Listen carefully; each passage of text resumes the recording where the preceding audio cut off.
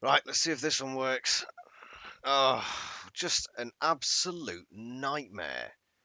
Getting audio sorted, and I think I've now got it working. So I think we're good. Hello, everybody. Welcome to the Animorphs Reviews YouTube channel. We're just going to do some casual drinking.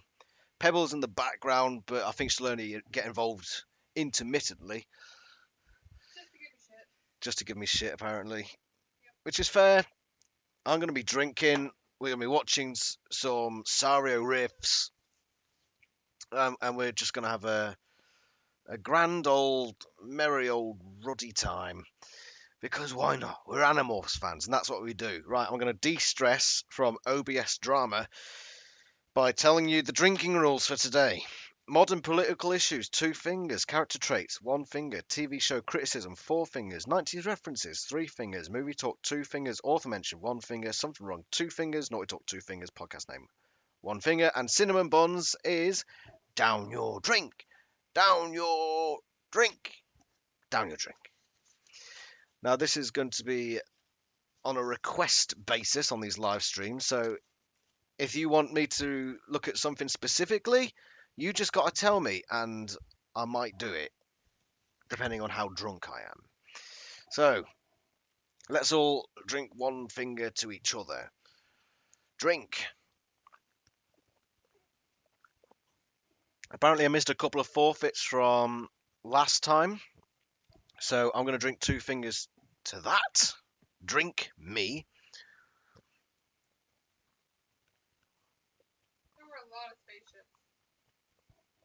There were a lot of spaceships, that's right.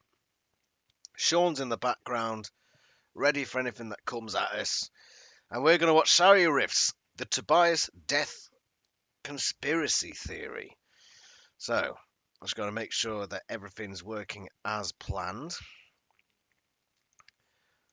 We are apparently live, according to this. Cool, right. I think the quality's all right. I'm just so paranoid right now of anything going wrong. Right, it's telling me there's something wrong with the bit rate, but it seems to be going all right. It seems to be going all right. So, 3, 2, 1, let's go. It looks like a combination of a bunch of books. Well, I love these guys, sort of, by the way. I'm going to put a like immediately on the video. I really wish I knew now for sure whether they marketed Face Off as the TV movie or Changes as the TV movie, because Face Off at least has a through plot. Changes does not. And this is the well, actually, no, it does because the school dance in Tobias's tuxedo is the closest thing we get to a through plot that actually runs through and unites all 3 episodes. So I'm going to have to keep my eyes open for TV show criticism, which is 4 fingers. But because they're talking about the TV show, I'm going to put it down to 1 finger, okay? Let's be fair about this. So no. The disc definitely does. The disc is present in all 3 episodes. Changes part 1. He has it around his neck. They turned into a necklace, and he looks at it and has a flashback of Rachel putting the necklace on him in the mall. Oh, okay, you're right. And that also tripped me out because it really looks like they filmed that scene on a moving sidewalk. It's a flashback. It's a flashback. It's such a mess. It's so hard to tell. Oh my god, yes. So it's a flashback to something that didn't happen because they need to retroactively establish that it happened. So they're in the mall. They like sepia toned it or make it yellow tinted, which I kind of wanted to talk about that. They do that for the Elemis too, and that's the only other time I believe in the series that happens. No, they do another time. They do another time too. I think I might have seen this one before. We'll give it a couple more minutes, and if I think I've seen the rest of the video, I'll probably move on to the part 4. Yellow scene? Yes. It's between friends when Rachel is showing Tobias the picture, and because audience would get too confused about where did this picture come from, they have to do a quick flashback to her sister taking the picture and saying, say smile. Well, that really ruins where I was going, but that was fun. But anyway, yeah, it's this yellow tinged scene. The background is moving laterally as it happens, which creates the impression that they filmed it on a moving sidewalk. Why? This is another one of those that's bizarre attention to detail. Why? Anyway. It is strange. what it looks like they did was go through like all of a real season 2's worth of episodes. We're like, okay, we're going to compress them down to 2 or possibly 3 scenes and just do them. So there's basically set up a problem, try to deal with the problem and suffer some kind of setback, and then have some kind of conclusion or payoff. Frequently, the conclusion is an accident. Like, for an example, where Jake and Rachel are trying to get a VHS tape out of a TV studio that's about to be live broadcast. They can't pull plugs, apparently. They don't have a morph. They don't have anything that could somehow render this equipment. This all comes down to TV show criticism, which I've said is one finger, but I'm pretty sure I've seen this before, so I'm going to look at the Secret Animal spin-off. So we talked about how interesting it was that they got the word Hyrax in there. Axe does not describe Tobias as a Nothlith. Hope you're okay. He says Notlith. Nothlith. He says Notlith. Listen to it in headphones, and it's the only time they use the word in the series. Tobias, you went over the 2-hour limit. Notlith. That's what we call such a one. It would have been better if he described it as a Hilton. As a Hilton. Right, the well-known and documented progenitor of the word. Yeah, so Tobias gets a calling card in the very last episode of the series. So what happens with the Animorphs? That's what I'm calling them. So we're back to that finale, the well I keep on returning to. So Tobias is wearing the disc around his neck. He sees someone at the mall. Someone's leaving stenciled hawk imagery throughout the city. So he follows them, and it turns out that they have the MacGuffin he needs to get the person alive. I like the fact that they used the word MacGuffin. It is such an appropriate word for this sort of thing. Sorry, my microphone's in my face there, isn't it? You can't see my beautiful eyes. She's nodding over there. She likes my eyes. My dear, drink 2 fingers for being cringe. 2 fingers for being cringe? That's not a thing. Alright, fine. 2 fingers for being cringe. Drink me. Message from Elfangor's disc wherein they drop with no additional context for the TV series that Elfangor is Tobias's father. Again, if you need to do a scene like this, there's so many easier ways you could have done it with fewer actors. So I'm actually, by the way, 60% serious on this fan theory. For those who have just come in, if you want to recommend me a video to watch, please feel free to. Just put it in the chat there and tell me, because that's what I'm hoping to do these live streams. I want to have a bit of banter with you. I know that my live streams tend to be very unreliable in the fact that they tend to break a lot, but I'm trying my best. I'm trying my absolute darndest to get this one right. More drink. More. Drink. By the way, somebody said that you should have a forfeit of some sort. I'm American. I can't drink. Oh yeah, Americans can't drink. It's not that they can't drink, it's that they can't drink. You know what I'm talking about. Yes, you do, my dear. I wonder if there was someone at Nickelodeon who really champions the concept or wanted to like keep the rights to an Animorphs TV show. I think this was actually meant to be a backdoor pilot. I'm not aware of any that have actually worked, by the way. Yeah, I can't think of any either. Like the most recent one I can think of, the farm episode of The Office. They were trying to set up like a Shreed Farms spin-off, which again was received horribly.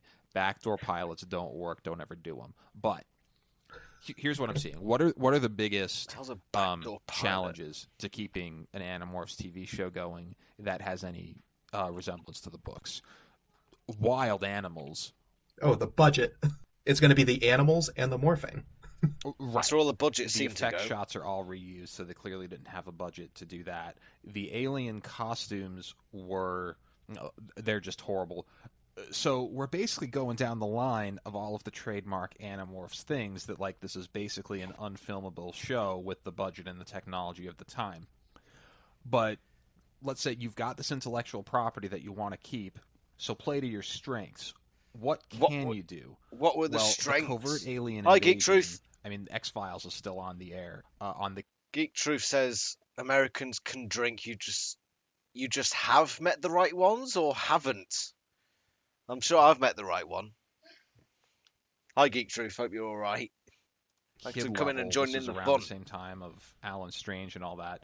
So that whole kids saving the world covert alien invasion thing, that was in vogue. If you want me at to this watch time. something in So your particular, Geek Truth, just clandestine tell me. cat I've and got another mouse one type lined up. operations where you're In fact, I'm going to start trying watching to that one now because get information as from. much as I love the Sario Riffs guys, I've seen their stuff before. So I want to watch something completely new. And this guy is How to Train Your Gavin. He's a pretty popular YouTuber. He's got 26,000 subscribers. And he did one called Reading All 54 books in the Animorphs series disturbed me to my core. The only problem with this video for this live streaming venture is the fact that it's 4.5 hours long. But hey, hey everyone, welcome says. back to How to Train Your Gavin. Geek Drew, thanks for drinking. In fact, you drink 2 fingers Sitting for on drinking. a bit of squeaky floorboard, and I've got a poor lady living downstairs. He's I'm British! insane. He's British! For thinking I can do this. I'm insane. Why am I doing this again? Like, this isn't even the first time I've attempted something like this. The first time should have put me off. It's 2:17 a.m. and I'm drinking a cup of tea. It's New Year's Day now. Tea. Happy New Year. Hope I'm 2022 drinking treats beer. all of us well. 2022 is the year of nostalgia for me. I'm turning Trying to place 30 his in accent. May, and I've been revisiting things that I'm very nostalgic towards. Well, I don't even need to actually mention this, to be honest. Oh, it's still very, very hot. Right, I should go probably through stop each stalling book because this is going to be a individually. very long This video. could be interesting. I recently did a reading all 62 original Goosebumps books in 1 month vlog. That turned out to be 3.5 hours long. He said books. Where's his accent But from? it was really fun, and it kind of is a bit of a gateway into me reading more series I'm nostalgic towards, and Animorphs is one of them. I did put a poll out on my community page on YouTube, so don't forget to subscribe while you are here. In my community page, I put up a poll a couple of months back now, I think. It might have been about a month ago, where I asked which series I should do next. Should I do Goosebumps Series 2000 and continue the Goosebumps series? Or should I do Animorphs? And Animorphs won. Of course so it I'm won. doing Animorphs in January. I will be doing the Goosebumps Series 2000 in March. I just want to see which one I would do first. And Animorphs is what I'm starting the new year with. Can I think of anything better? No, I can't. So if you want to check out that Goosebumps vlog to kind of see what this kind of video will entail, then I will link it down below. But essentially, I am planning on reading all 54 Animorphs books in this video. So that's not including the side stories. I know there are other ones. I think there is Metamorphs. He's from the as north. well. I think there was like a little kind of north side hustle that K.A. obligated to be companions to the series. So that could potentially be 64 books. I don't think I'm going to commit to that. I think I'm just going to do the original 54. Is that what I said? 54, 52? 54? 54 books in the Animorphs series, the main series, okay? So if you're wondering where the other ones are, I just don't think I can be asked. I might do another vlog later down the line reading the 10 side stories, I don't know. By the way, that counts as naughty talk. He said arse. He said arse. That's naughty talk. 2 fingers, everyone. I'm actually going to window capture. Window capture. I'm going to get... No, not that one. Christ, it's not going to work.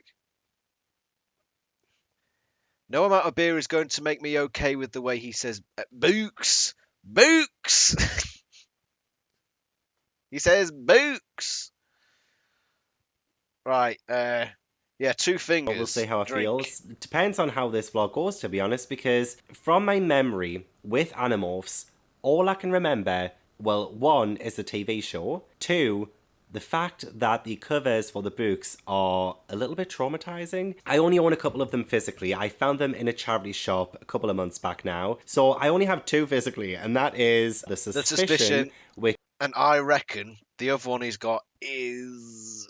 It's got to be one of the 54, because he says the original 54. It's got to be one of the earlier ones, because they're more printed. I'm going to put a bet on... The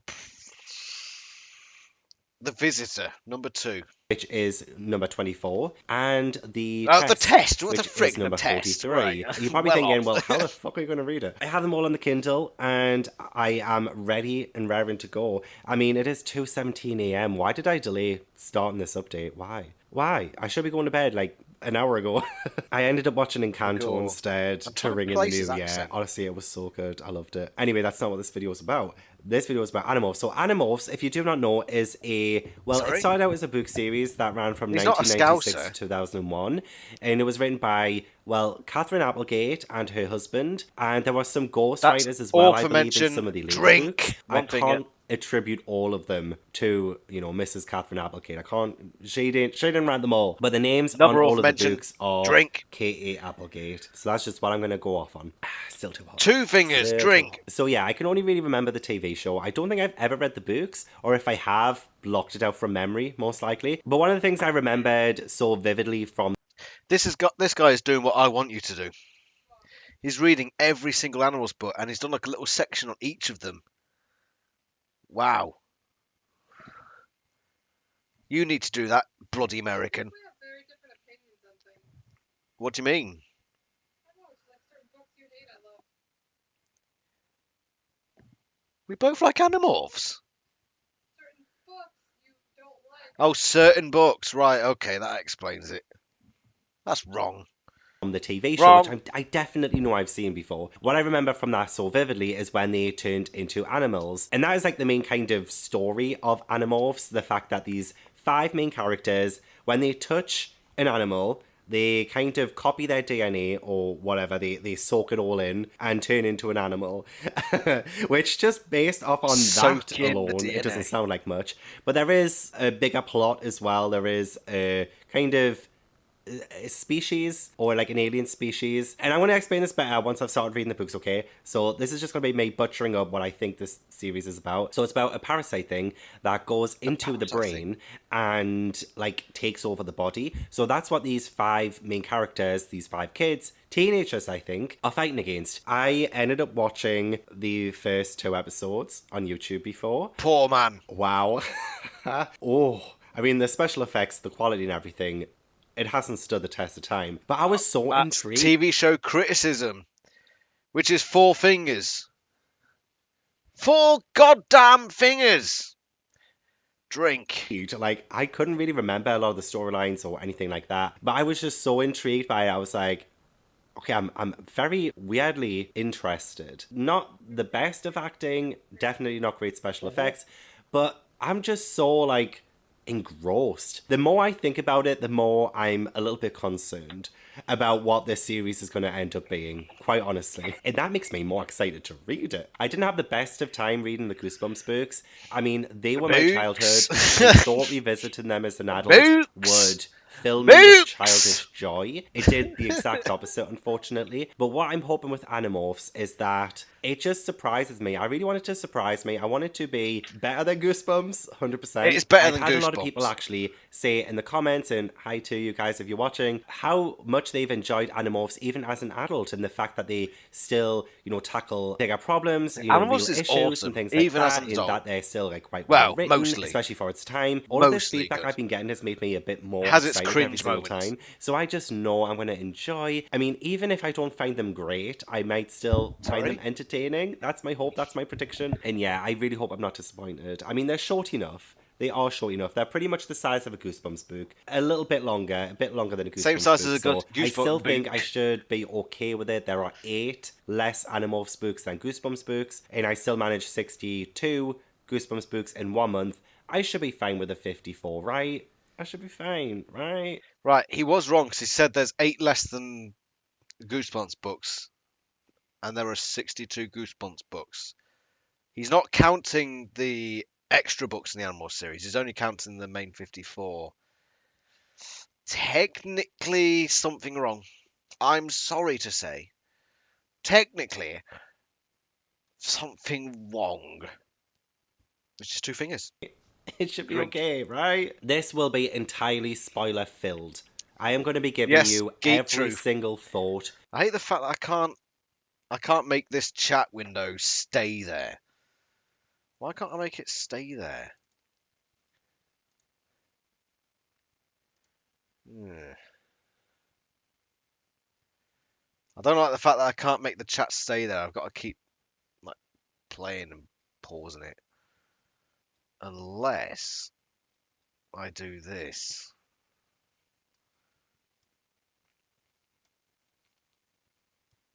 Can I do that? No.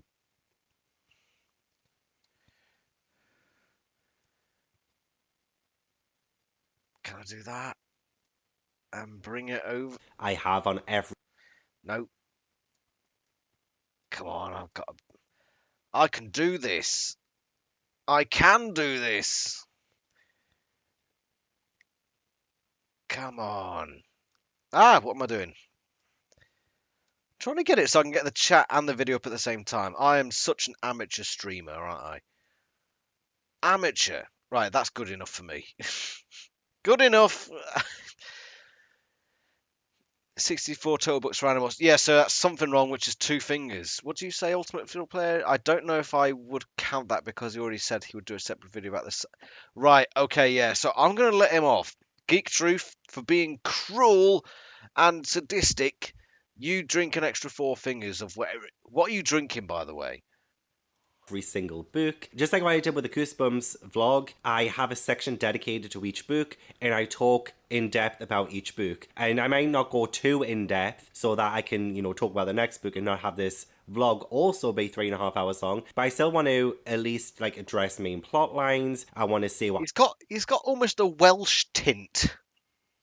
He's got a bit of a Welsh tint to his voice. It's I'm trying to place him. I'm loving about it, what I'm hating about it, and things like that. I do want a disclaimer as well. Maybe the whole Goosebumps fandom is totally different to the Animorphs fandom. I don't know. Again, this is all my opinion, and my opinion usually doesn't count for anything. But if you just want an Gavin. entertaining time, His name's just Gavin. sharing a newbie's thoughts on Animorphs in 2022, somebody who only ever, I think, watched the TV show. Who knows? Maybe reading these books, I might get, flashbacks to reading them. I don't know. We'll see what happens during this vlog. I'm excited to find out because I'm heading towards 30 and I'm having a bit of an existential crisis right now. So what better way to, stop this train heading towards 30 than revisiting. Right, Geek Truth is drinking Narragansett, a lager. It's the beer they drink in the movie Jaws. Never heard of it. Where's it from? Whatever, drink 2 more fingers of it. Jesus. Right. This is where audience participation, because he's got a section for every single book in the series. So I'm going to which one do I want to go to? Oh, my favourite book is book 47. So I'm going to see what he says about 47. And then whichever one you want to hear what he says about, say the thing to me. Whatever the thing you need to say is. That made sense, didn't it? Woman. She's not paying attention to me now. I think. Cousin Billy, hello, says have him review Invasion. All right then. Yeah, we'll start with book 1. At some point, I want to get to 47, which was my favourite book. There we go. In your hands. 6 p.m. on New Year's Day, and I've only read 1 book so far. He's only read 1 book this so already. I've only just finished the first book. It's so weird. It's so weird, so bizarre, but it's kind of blowing my tits off. Not gonna lie, I'm It's kind blown of his enjoying tits it. off. There's just so much that happens in the first book. I'm rather amazed by the amount of things that happen in the first book. It's almost a little bit too much. It's a lot of I don't want to be exposition. negative. I'm not being negative. I did enjoy the book. I think I'm going to give the first book 4 stars. I'm going to give it 4 stars. It is quite... So he's going to rate them as well, right?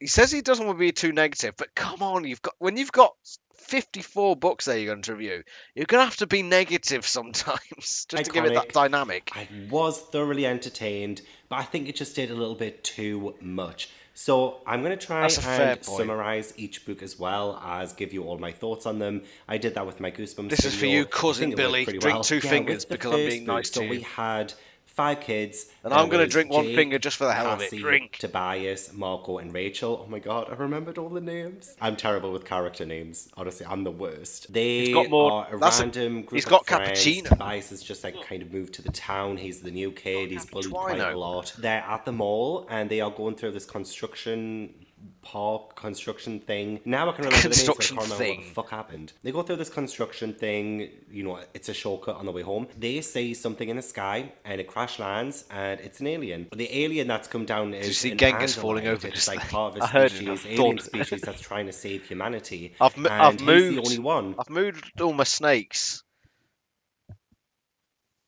Hold on. I've moved them all. Now they're sort of over here. So if I... There he is. He's just banged against the window. There he is. Genghis. My dear, he did like 52 stairs today. He did 52 stairs.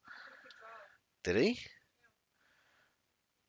I've got to reset this so it's actually in line with me.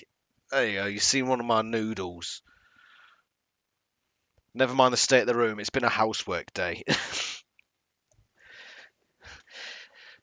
Oh, right. That is going to be there for like the next year or whatever. So I thought that was pretty good because that meant that the stakes already in this world are quite Thank you for high the like, because whoever if just they're liked here the to video. save humanity and they're like, the rest of them are like a year away and this Andalite is dying, then yes, these kids that have just come across him are humanity's only hope. That's why he tells these 5 kids, the 5 main characters, who are a little bit like, wait, what? But also like, oh, okay. And then also like, oh, I'm terrified. But also, okay. Like, there's just so many mixed emotions from these kids. I couldn't quite grasp it. These kids, they do seem to change their personality a little bit too much in the book. Or at least like how they feel about things. They'll say one thing and then in the next chapter, they're acting a totally different way. And I'm just... That's probably Cassie saying one thing and then acting a totally different way. Who would you say that was? Probably Cassie, yeah. So that's just her character. It's like, says one thing, does I know another. the teenagers, and sometimes it can be confused in time, but come on. So yes, this Andalite, he tells them that there is like the Yerks, which sounds like jerks. They're kind of like the evil aliens that are trying to take over humanity. There are these slug-like parasites that go into people's brains and takes over their body and makes them into slaves. But that was another really nice touch as well, because you can't tell who is being controlled. You can't tell who is a controller. You know what the stakes? Geek Truth, by the way, I want you to put your suggestion for which book you want me to see him reviewing. I want...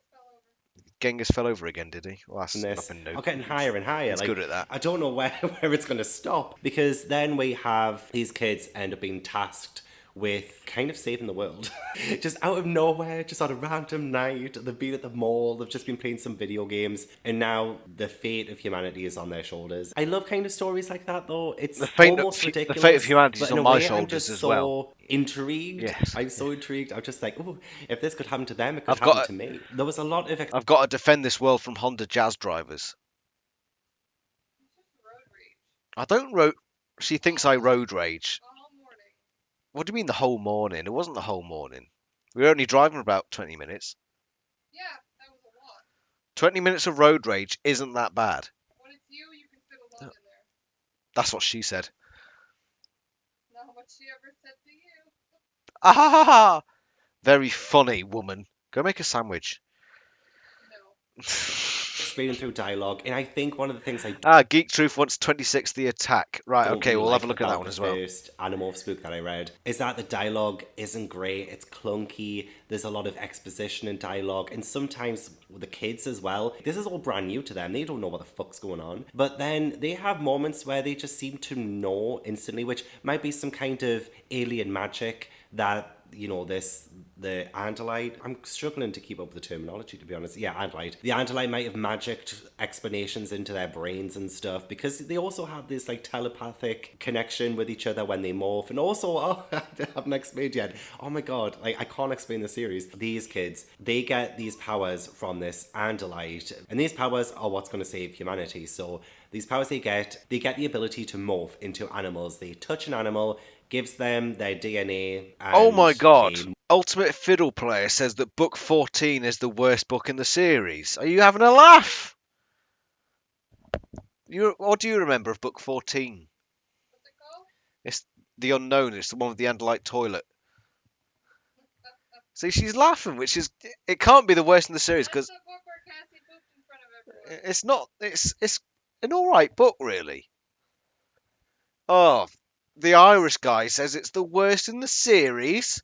Oh, ha, ha, ha, ha, ha, ha, ha, ha. Sorry, that was really cringe, wasn't it? What's the finger forfeit for cringe? Two. Two fingers. Sorry, everyone. Sorry. I cringe. I made cringe. So 2 fingers for me.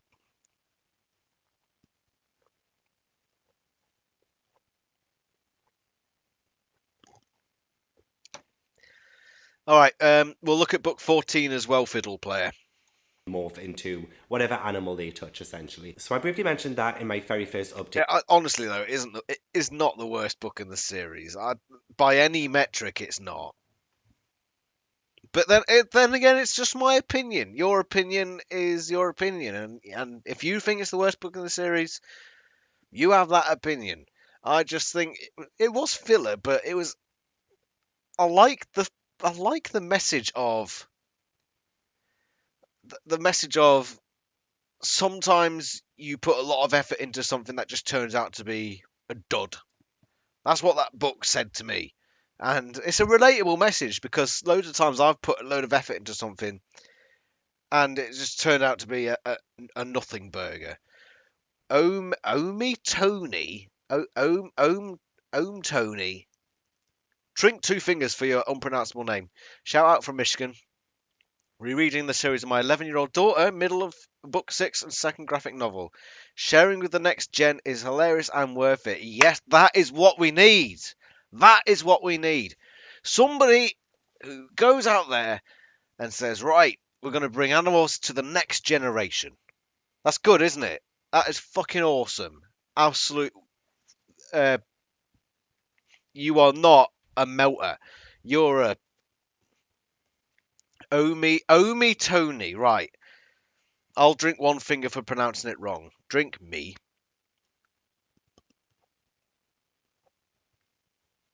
Geek Truth says, I never liked book 39. Why the quotations? I suppose, yeah, it's not really much of a book. It's just sort of a thing. It's a glob of stuff in the middle of the series.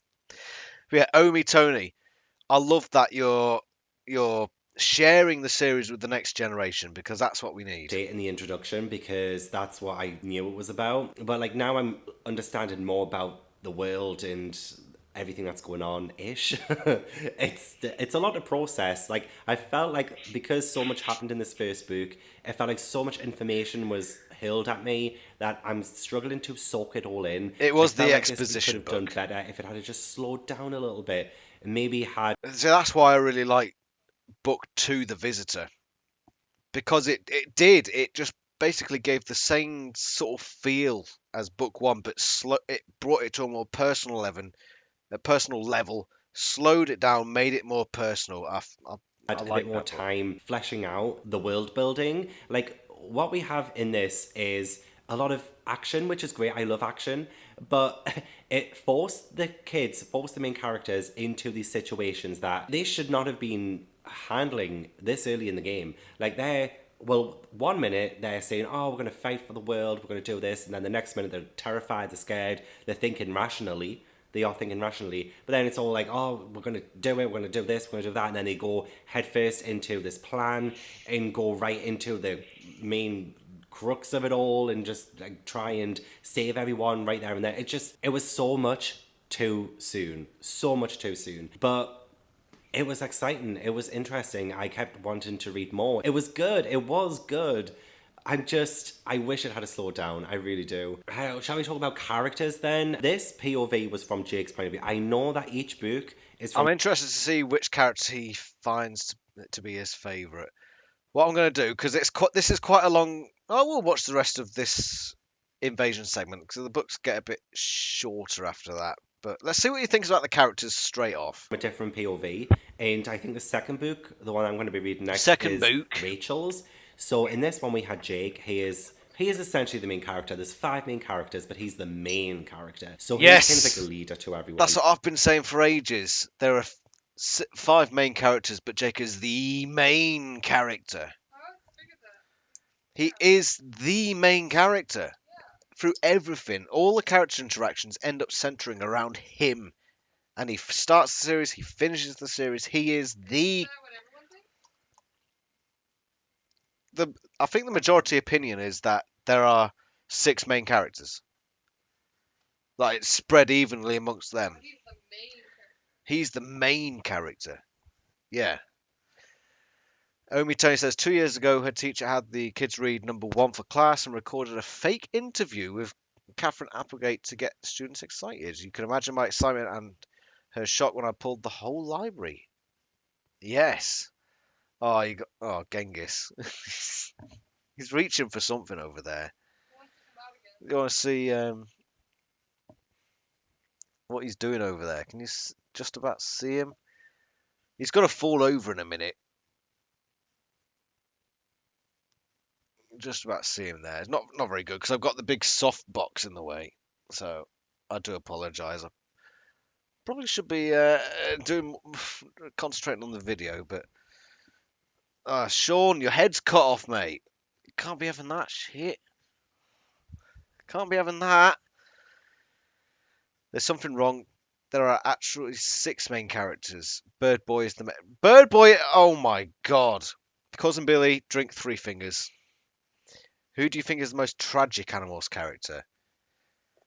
Oh my god, what a question. Most tragic Animorphs character. Are we talking the main 6 or are we talking the whole series? Main 6.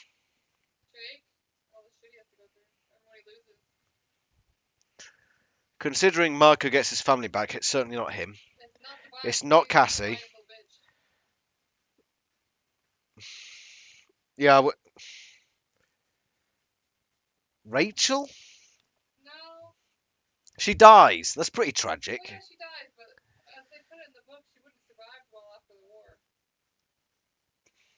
war. I do think Rachel, because yeah, she died, but there was also a point in the series where she knew that she had to die. That she came to the conclusion, yeah, if I don't die, then I'm going to become the bad guy. Book 48, The Return. The one that you haven't read. Funnily enough, little Missy. It was weird on the cover. I thought it was filler. It's a good book. Number 48, a lot of people say it's crap, but they're wrong. What does your audience think? Right, what is the audience opinion on book 48? Most kids think they are indestructible, and the first book demonstrates really smashing them in the face, so I think that's by design. Yeah, I agree with that, Geek Truth. The whole series, Alfangor, most tragic character. Oh yeah, there's a tragic side to Alfangor's character, but I don't know. I never connected to his character. Jake. Give up his family to save his race. We were all Jake. I think Jake is a candidate for the most tragic character. I don't think he is, but he's definitely up there. He's definitely up there because he is the one that shoulders everything. Everything. Right, let's see. He's probably the most erratic of them all because Erratic? we are in his head and we get his thoughts a lot. And there are moments where he's ready for it, there's moments where he isn't, and he just changes his mind so much. And there are times when he's like, I can't explain what's going on, I can't explain what's in my head and stuff. Not And David. that's fine. There's a lot being. By the way, guys, if you get me to 5 likes on this video, press the like. If you can get me to 5 likes, I will drink 5 fingers. Does that sound good? Yeah. Loaded on you, mate. Like, there's a lot being loaded on me too. But I just think if things had slowed down, we could have, benefited from focusing on Jake's I agree with that emotions, Geek his Troop feelings, about what he's Jake going through, being tragic. instead of getting these very conflicting messages from him. Tobias, because almost he gets every trapped in the first chapter, book. he goes Yeah, back but he did do it on purpose. We established. Yeah, you're right. He did that on purpose, and we established that in book 43. Now, is this regular tragic or is it self-inflicted pity tragic? Tragic is a very subjective term, really, isn't it? Yeah. But Tobias, he sort of gets his family back in the end. He gets Lauren back, but she was a complete waste of time, so I'm not sure if we really count her. She came back and then Tobias was like, actually, nah, I don't really like her that much. I'm just going to fly away.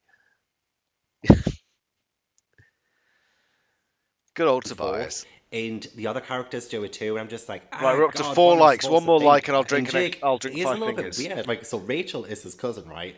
I screenshot this because I was like, what? So he says, we were heading for the exit when I spotted Rachel and Cassie. Rachel is kind of pretty, I guess. I mean, okay, she's very pretty. Although she is my cousin. I don't really think about her that way.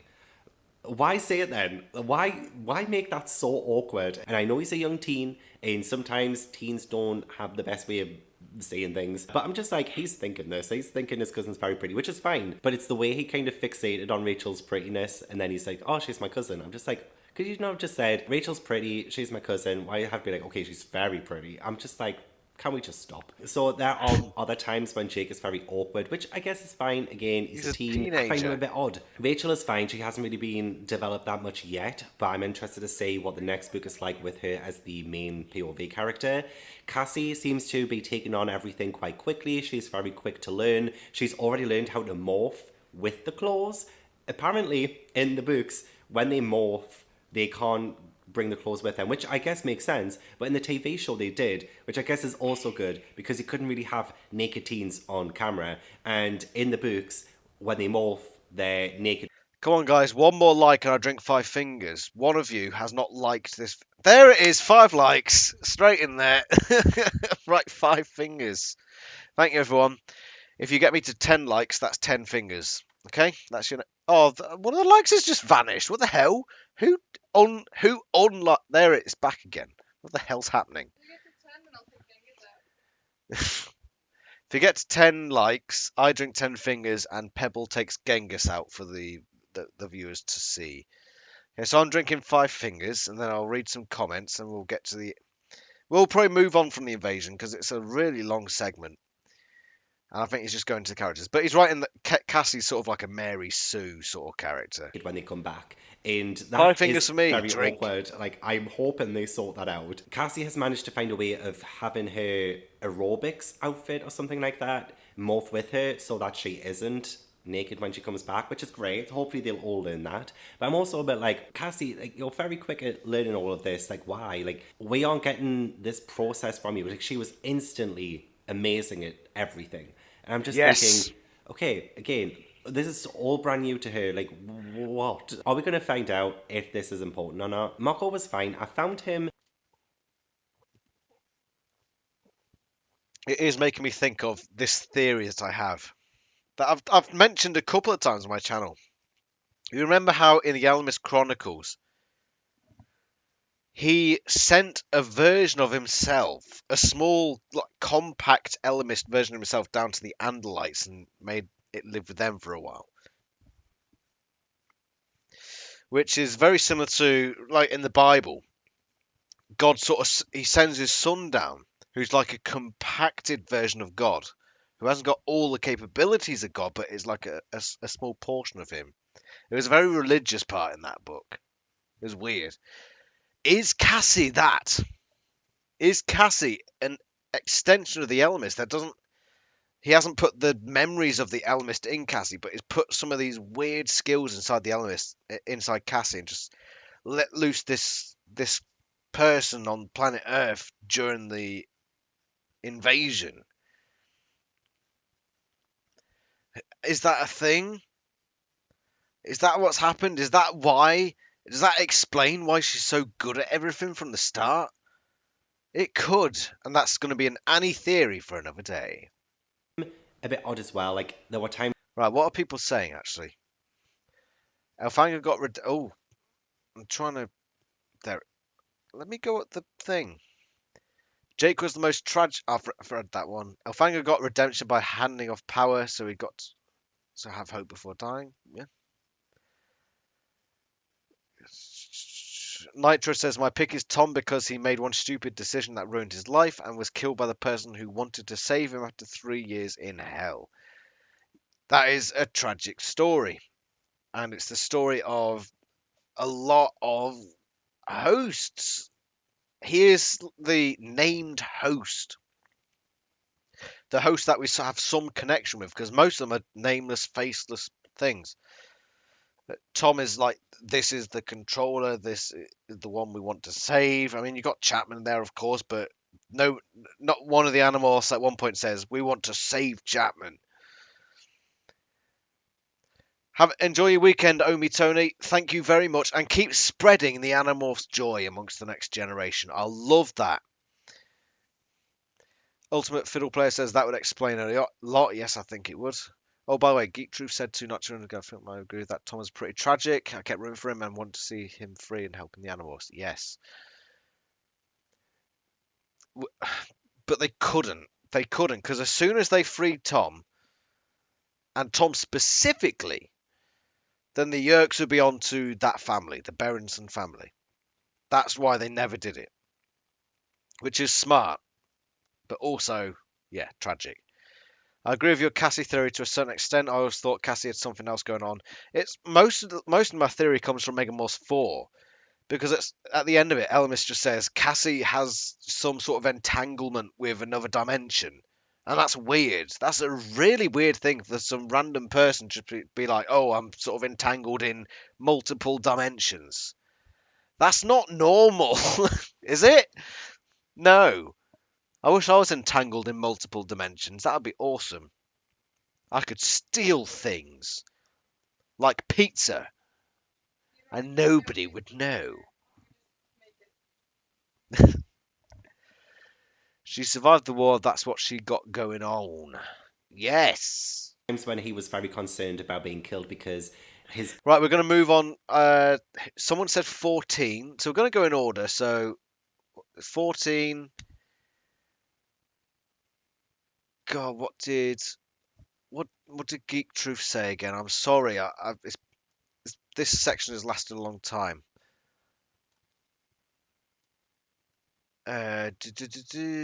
Geek Truth said 26. So if we look at 14 and then 26, the change, the unknown. Cute. I think it's cute. Let's see what he says about book 14. Okay, so the unknown. This series is so inconsistent. Like, I could give a string of books, and there are a string of books coming up that get like 4 stars in a row. I can do that, and then the next book will just be like 2 stars. And this book is a Wait, 2 so what's he rated here? So he's got 3 stars for the android. That's a low score for the android. Christ, I gave that one a 10. 2 for Forgotten, 2 for the reaction, 4 for the change, and he's given this one a 2. I'm interested to see what he gives. I'm just going to go back here and see what he gave to the first. The Android, which is 10 Marco's books. POV book, and it was better than the previous one. It is better. 3 stars. Be honest. Let's see what he gives Let's see what his scores are for the first 9 Right, books. you're going to get annoyed with me because I'm going to repeat myself again, right? But I've read 4 more books, so I know that this shit keeps happening. I'm sick to death. Oh my god, it's like driving me insane. Would you like it if every single time I reviewed one of these books, I started it off with, "Hi, I'm Gavin from How to Train Your Gavin. In this Podcast name mention, one finger, drink." video, I have done this, and this, and recap you on the entire fucking video up to this point. Every single thing, even though you've just watched what's happened before. Would you want me to do that? Is it fruitful? Would it help you? We're now 12 books in. I mean, this is book 9, but I'm read up to 12. We're 12 books in, and I'm still getting recaps from all of the characters. The same recaps, though. The same... When does it end? Like, this is literally one of the few things that I'm sick of, though. So it's like, not like I'm being negative about the whole thing. I'm just sick. I just want them to stop treating me like I'm reading this for the first time. Why would I pick up book 9 and just think, oh, I have no idea what's happened before this? Why is there a recap of everything? I mean, at the he's very got a start? Not even point. just at the very start, it's sprinkled throughout But the stuff. I think it was deliberate by design. Whether it worked or not is down to interpretation. I wasn't too fussed with it. I mean, it only lasts like 2 pages and you just sort of skim over it. It's fine. There are a couple of times where they didn't do it, and I think it worked. So I think overall, if they hadn't have done it, of course I wouldn't have minded, and I probably would enjoy it more. But I get why they did it. So we're getting all of that whole recapping the events that have happened, the same events, telling you what the Yerks are doing, how they affect your brain, things like that. Like, me talking about it's annoying you, isn't it? Because I'm repeating myself. Well, that's how I feel with this bloody whole thing. And the whole my name. By the way, remember, guys, if we get to 10 likes, I drink 10 fingers, and we get one of the snakes out to come join the live stream. So get us up to 10 likes, would ya?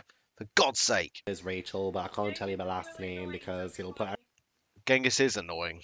So yes, it would be funny. everyone in danger and not everyone's name is right and all that shit. I don't care. I get it. Your life's in danger. Stop it. Moving on from that, the secret then. The secret. The ninth book gets a Right, so let's have a look at the scores that he gave them. Oh, he gave a string of 3s, a couple of 4. He hasn't given any 5s. But on the whole, it looks good. Right, so we're going to have a look at 14. Who suggested 14, by the way?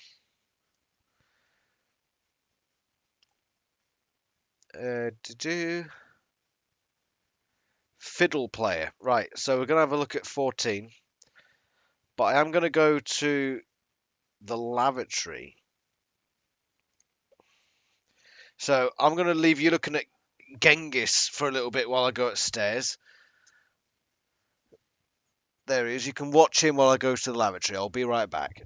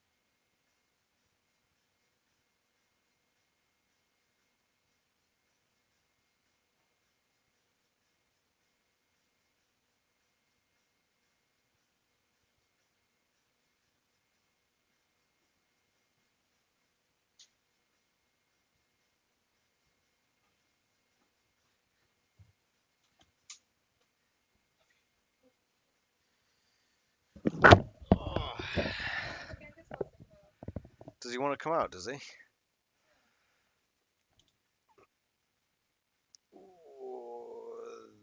There. Yeah, that's fine. Right, so true. The first book I read was book 4 because the cover caught my eye. No kid was sitting there reading these books back to back, so you needed a recap. Yeah, I think that's fair, and that's why they did it that way. Let's see what he says about book 14. Okay, so the unknown. Irish this Fiddler. series is so inconsistent. Like, I could give a string of books, and there are a string of books coming up that get like 4 stars in a row. I can do that, and then the next book will James just Rice be like says there 2 could, stars. In this book, the rate it's of a 2 production star, could leave you unfortunately. behind. Yeah, I that's found true the as well. unknown not that great. It's all from Cassie's POV. There are just some random scenes of this, and I know like we've got a series with over 50 books. There's bound to be fillers and stuff, and this one definitely felt filler, but it's just random. Like, this was kind of funny. Like, there were some funny moments. We have Cassie and Rachel you're enjoying discover reading them in the Yerk come order, out of a horse's ear. Cousin So like Billy. the Yerks are kind of trying to take over horses, and Sorry? just saying it out loud, it seems a bit strange. Apparently but, not.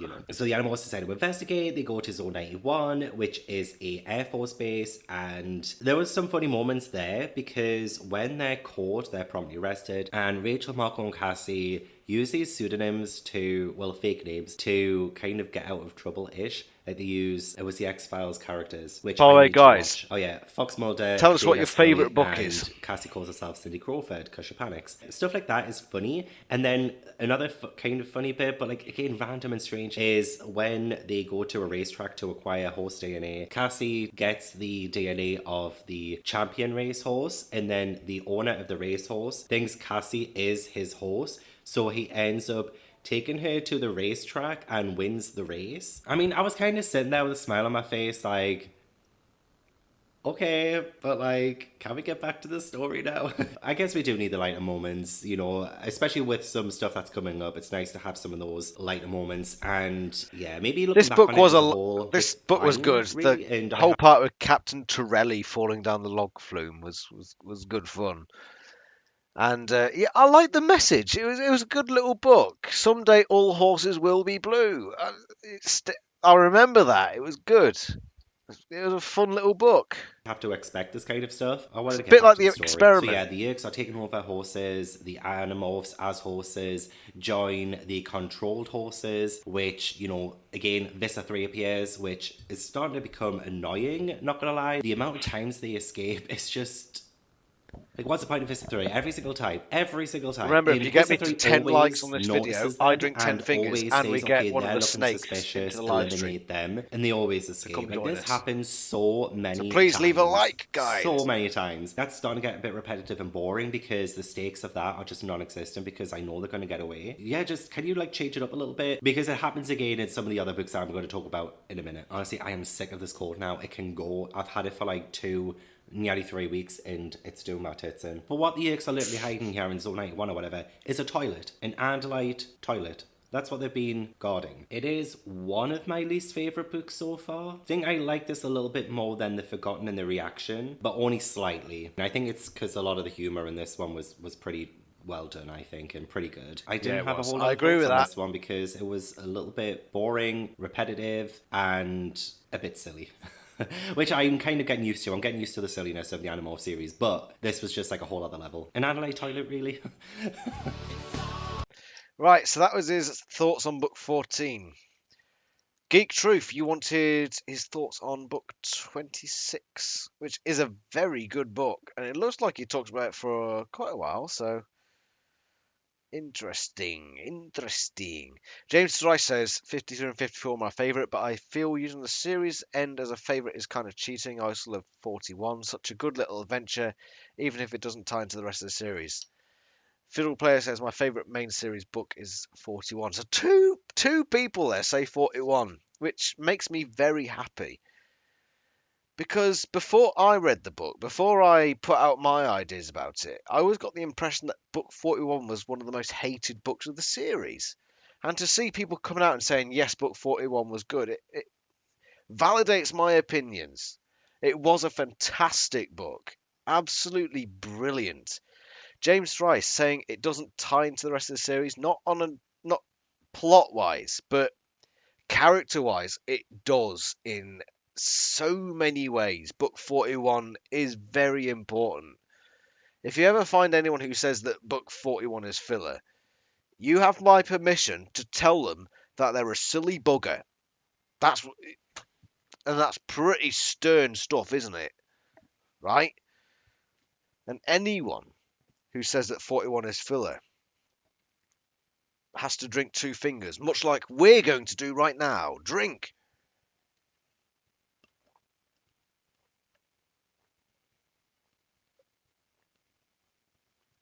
Geek Truth says 26 is one of my favourite main series books. It reminded me of Marvel's Secret Wars with the Beyonder. I've never watched Marvel stuff, so I'm sorry, I don't know. I don't know what that means. Since we've talked about 41 so much, we'll watch that one as well. But first, let's have a look what he says about number 26, The Attack. Firstly, though, I want to see what scores he gave to the previous batch. Just going to talk about the books. The Departure, book number 19, I had heard from a lot of people say it's like one of the best of the series, and I do kind of agree that I did really enjoy this one. It's told from Cassie's perspective. It does still only get 4 stars. I felt like 4 stars is a bit of a C. Oh, so, hold on, I need to go back. I need to go back to the decision. As soon as I heard it, yeah. While we're waiting for that, Fiddle Player says my best friend thinks book 41 And then we is move on the to the worst decision, book in the which series is for the some 18th reason. book in Animorphs, and it's told from Actor's POV. And this one gets another 4-star rating. So that's a 4. So he's given the warning. He's given 4. Well done. Why the fuck has he given the Underground 4 stars?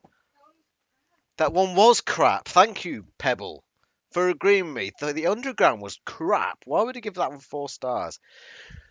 Yeah, so Fiddle Player, your best-selling Finch book 4 is the worst in the series for some reason. I think the reason people say that it's the worst is because a lot of people come into it expecting big plot points. They expect everything to be relevant to the physical universe plot of what's going on. And book 41, for the most part, doesn't do that. What does book 41 have going for it, in my opinion? It's got the single best battle scene in the entire series at the very start. No question, in my opinion. And the Jake character stuff in there, all the premonitions, all the stuff about his guilt going on, all the stuff about how his friends will turn out. It was fantastic. But to a lot of people, nothing of any of that will play into the major plots. They think it's just complete filler and, oh, there's just these weird aliens. I don't get it. I think it's down to how you interpret things regarding importance. Whether you think that the inner workings of a character's mind is important to a plot or whether it's purely how many explosions they make. I don't know. That seems to be the way I look at it. Geek Truth says Secret Wars was a comic book run. Basically, a powerful entity, the Beyonder, pulls heroes and villains to another planet to fight it out and determine who is better. Sounds pretty cool, actually. I like the sound of that. Right, before I forget, let's go back to the attack. Geek Truth, this is the one you better wanted to ones see. to come. Inside. So speaking of better ones, then the attack, which I gave 4 stars, and that one was so good. Was that cringe, was it? Sorry, 2 fingers for cringe. He gave a 5-star to The Solution. Now, The Solution is a good book. It is a good book, so yeah, to be fair. But apparently that's his favourite of the whole series so far. Good. It's perhaps probably like my 3rd favourite book of the series.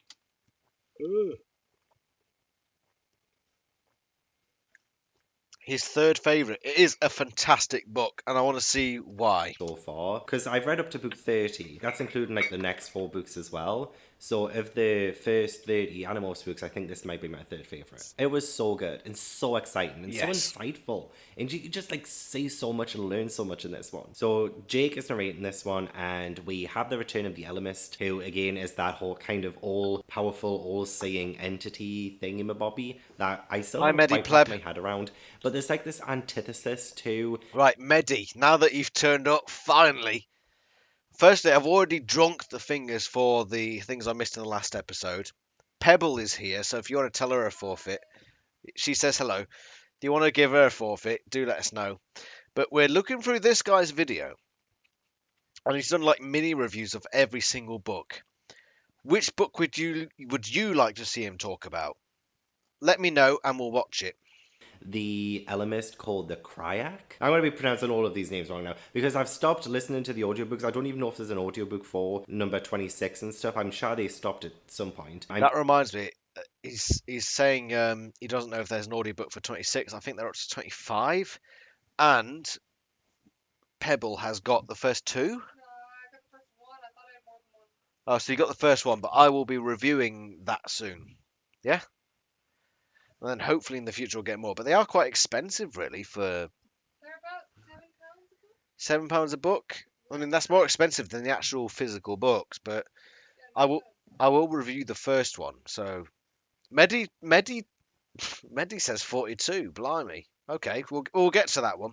Back to reading on the Kindle, but even then, I was terrible and shocking at pronunciations, even as I was listening to the audiobooks. So does it even matter? No. But this Kryak thing wants to control the entire fabric of space and time, and the only way to stop him is a proxy battle. So Geek Truth.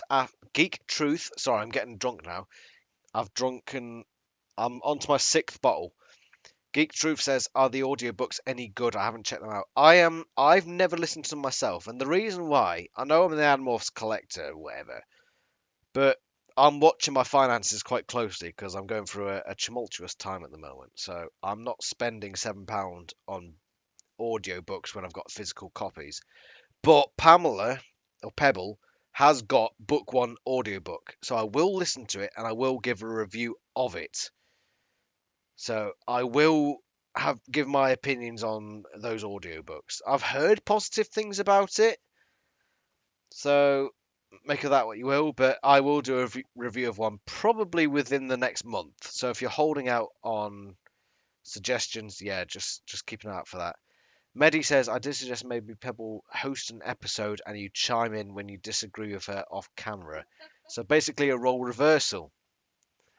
I'm not as good with the cameras. Pebble says she's not as good as with the cameras, so. But we will be doing something together soon, won't we? And she does point out when I'm being cringe, which makes me drink, which is good. James Rice says the audiobooks are pretty good. They have different narrators for each POV book. One thing, listening rather than reading makes you feel how 90s they were. Okay. I'm looking forward to. Yeah, is it? Okay. I'm looking forward to listening to it, and I'll give my review soon. Or the Alarmist is kind of like recruiting the Animorphs and Eric as well, because the Crier. Oh, by the way, Medi, if we get to 10 likes on this video, then I drink 10 fingers and we get the corn snake in on the video as well. So help us get to 10 likes.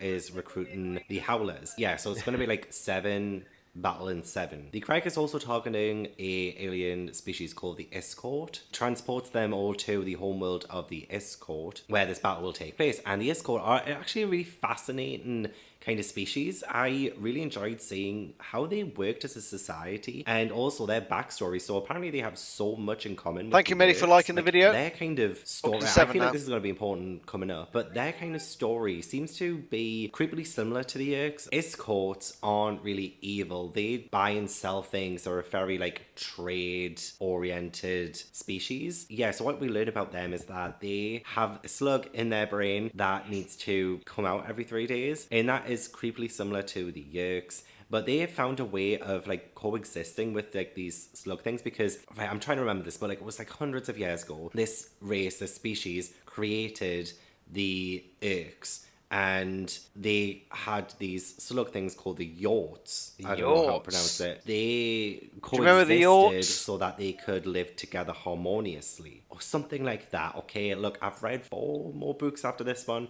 so my brain's foggy on some of the details. I've probably said so many things wrong during this entire vlog, and I apologize. Me trying to summarize things is just sometimes not a good idea. That whole thing is very reminiscent of the Yerks. You could be a professional shopper. What would you buy? You'd buy everything. Really? Well, you're costing me an arm and a leg, that's for sure. Women, all they're interested in is shoes and reality television. Being like the human controllers and being in people's brain. I do have and more then shoes. These Urquharts. My shoes are practical. I have some sneakers and a pair of boots. I've got proper mud boots. I have Well, I'm not used to England weather. steel toe caps. That's what I've got, just in case a brick lands on me. My toes will be protected. Fuck the rest of me. My toes will be fucking in one piece. I work with large animals that can stand on me. Yes, I almost got raped by a reindeer. It was tragic. I actually damaged my knee and it hasn't been the same since. I think I might have told the story before, but this reindeer called Sven. I was taking photos of the reindeer at work, and I was sort of squatting down to get a photo of these young reindeer. And there's this one reindeer called Sven. He's a randy bastard. Absolute randy bastard. And I neglected to keep my eyes on him, and he came up behind me, and I just turned my head just as he was lifting his front paw, and I ducked to the side, and my left knee just completely came out from under me, and I was in fucking agony. I was just sitting there in the middle of this hill screaming. It really hurt. All the reindeer ran off because they were like, "What the fuck's wrong with him? What the fuck has he done?" It really hurt. It was bad. I don't know what I did to it, but my knee has never been the same since a reindeer tried to rape me. It was bad. Oh my god. Tragic. Tragedy. Tragic. I collect. Geek Truth says I collect.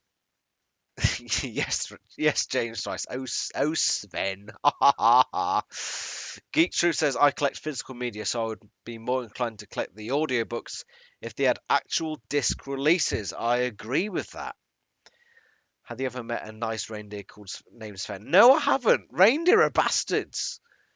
They're cute, but they're actual bastards. They're only interested in two things: food and sex. It's basically okay, that's basically a man, but okay.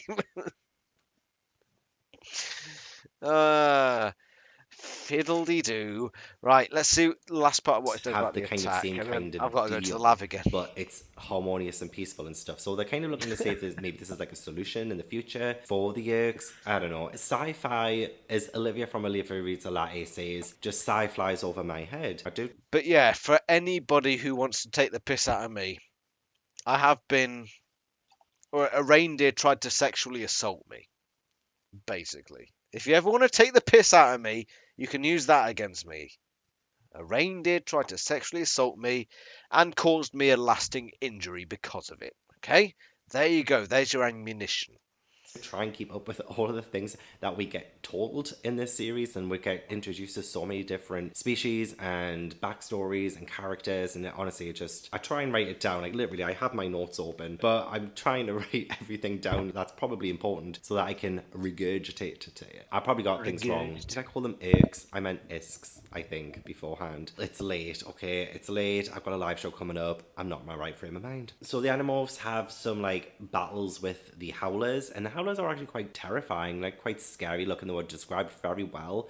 Also, they're very formidable, and like it just seems like kind of a hopeless fight when they are like fighting with the Animorphs, and it's just like really quite terrifying. And the fights have been quite brutal as well. Like there was one point, I'm sure, where Marco had this Coke can sized hole pierced through him. As humans, like how did he keep coming out of this unscathed? Like he had a Coke can sized hole put through him. I'm sure it was probably explained at some point, but there's just been that much information given to me in these 26 books or 30 as I've got up to. I take in things, and some of them I just leave out because it's just like too much. But yeah, they end up winning the fight with the Howlers, which means they've won over the Kryak. The Elemis transports them to n-dimensional space where they can converse with the Kryak, and the Kryak concedes, and the Animorphs win. And that's great. But it was very high stakes, and I was really excited by the action and the plot of this one. As I mentioned in the previous one with the whole North Pole Arctic thing, I do love it when there's a new setting involved, and this setting was very vivid and alive, and I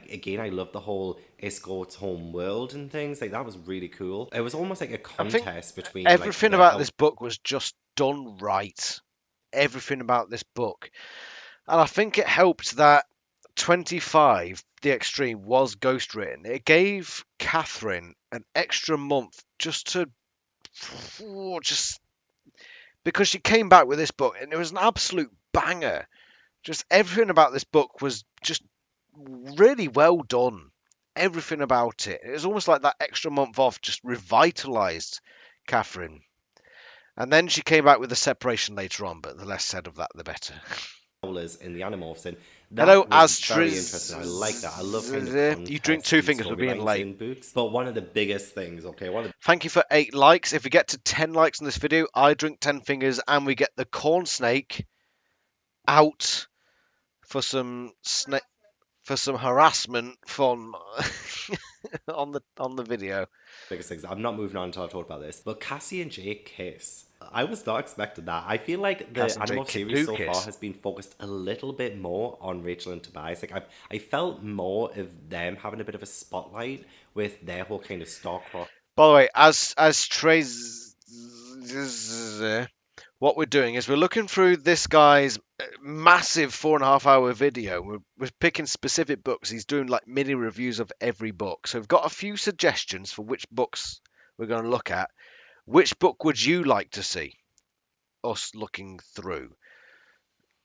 lost lovers deal going on. But with Cassie and Jake, like it has been One prevalent. finger it has for been everyone, there. for I've no seen reason. the Drink. connection between them. I just wasn't expecting them to kiss. Like that just came out of nowhere. But like not in a way like I wasn't expecting it, but it was like a natural progression. It was a slow burn. It was really good. It was so romantic. They just like ran into each other's arms and kissed, and like usually my stone cold heart hates stuff like that. But I feel like I've it's got to been go like to the lab in a minute. Not yet. development for such a long time now that I just Once I come wasn't back. expecting it, but I wasn't against it. So it was good, and I like that little bit as well, because at the end of the day, they are teens. I have to remember this. They are teens. Oh, hello. They are learning about love and romance I've got and a all the snake other in my things that face. are going on other than fighting aliens and all of that. Like, Right, so that's pretty much book 26. I'm desperate for the lav. Could you entertain the audience with Genghis while I'm gone? Just stick him in front of the camera. Be right back, everyone. He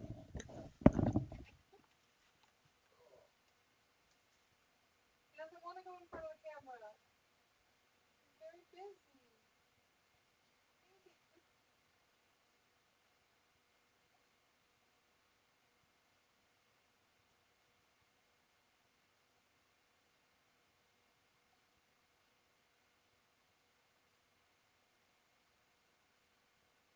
I'm trying. He's not interested.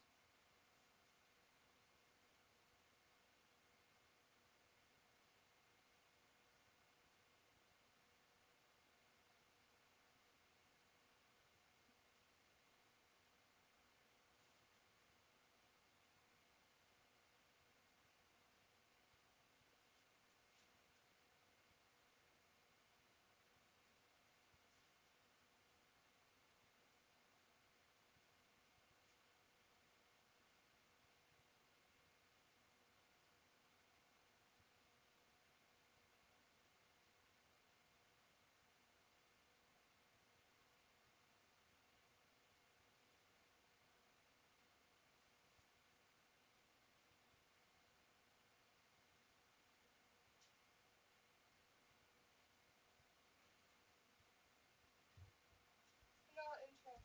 He's not interested. Yeah. What the hell? I haven't reached 10 likes yet. Alright. He wants to come. All right, you're in control of him. Right, apparently Genghis is. What do you mean help? Come on, Genghis. Right, so when I reach 10 likes, it's 10 drink fingers. Right, what are people saying? Medi says, or Medi Bugger says, when will you do the hypothetical theory video, which would tie in number 32 with the final two books, specifically Rachel splits via Starfish into Nice Mean Rachel and Sends Mean Rachel after Tom. I didn't know that was a thing, Medi. If you explain that to me in more depth, I can probably do a video on that. James Fry says, me too'd by a reindeer. That's a nice story to share at family gatherings. I've also been sent to hospital by a cockatoo. I've worked with a lot of animals in my time, and I've had some embarrassing stories. Speaking of animals, where the hell are you going, Genghis? Geek Truth says, I've eaten reindeer. Closest I've ever gotten to one. Best to meet reindeer on a plate, I guess. I've eaten reindeer pate, which is nice. But reindeer are lovely animals, most of them, in person. As Triz says, Hawkbridge Chronicles, but book for 17 if he's only doing main. He's only doing main series, so book 17, which he gave 4 stars out of 5 to. I'm confused. So yeah, we'll look at that in a bit. Medi says, finger for you, ignoring my last message. I haven't ignored your message. I'm letting them build up. Stop crying, Medi. 4 fingers for crying. As says, Medi pleb return. Yes. Drape Sneck over Sean. Do I put Genghis on Sean? No, he'll escape immediately. We'll be in control of him, won't you? Okay, whatever. I would have liked that for elaborated on, maybe. Worst experience I've had with an animal is delivering a stillborn calf. How many? I don't think I ever delivered a stillborn. I worked on a dairy farm and I delivered a lot of calves. And what we'd do, so the cow would start pushing out the kid, and the first thing that would come out with the hooves. And what we would do is wrap rope around the hooves, and then there would be the other end of the rope would be tied around a plank of wood, and you just You just pull this fucking calf out. We did have stillborns, but I wasn't there for their delivery. I think I only ever helped with the birth of live calves. A couple of them died after being born, but I never had a stillborn. It was good. Working on the farm was one of my favourite jobs. There was just something about it. It was just so rewarding working on a farm. Hey Genghis, here he is. Medi says, "What's that noise?" Okay.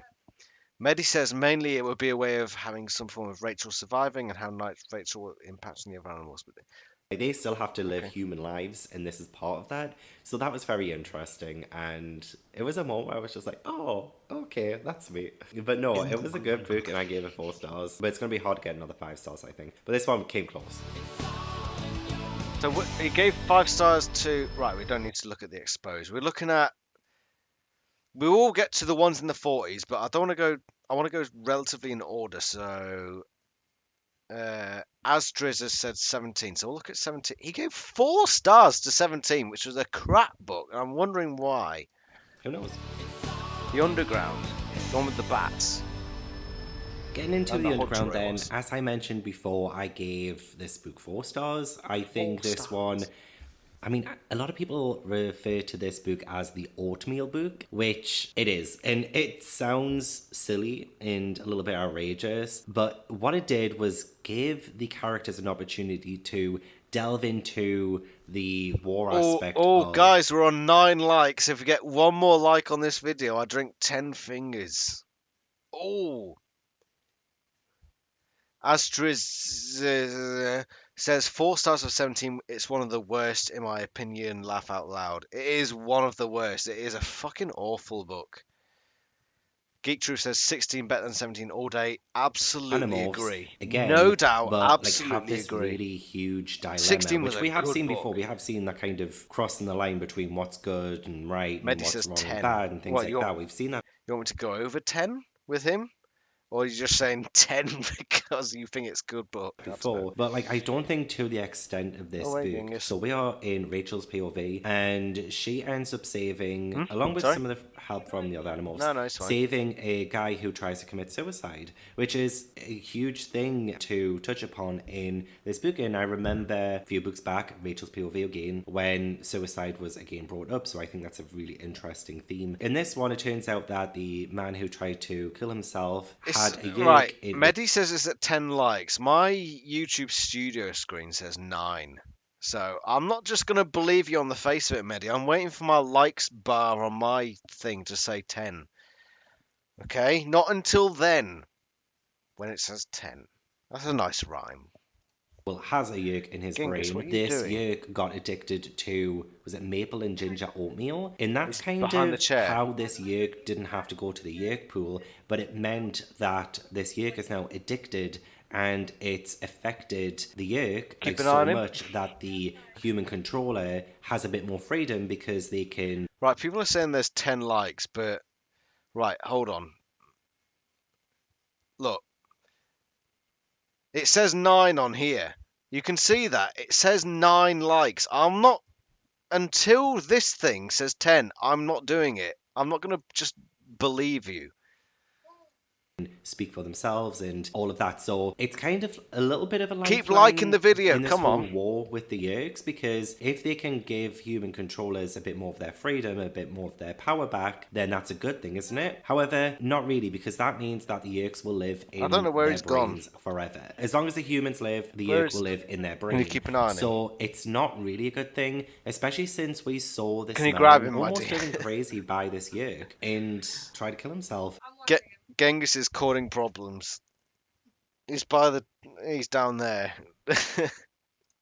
And I think that's a huge thing that the Animorphs didn't really take into account when they were debating whether or not to dump oatmeal into a yerk pool. I mean, they were having good conversations about it and stuff, and they were saying, like, is it right? Is it ethically right to do this? I also found it interesting that Wait, Medi says check my Twitter.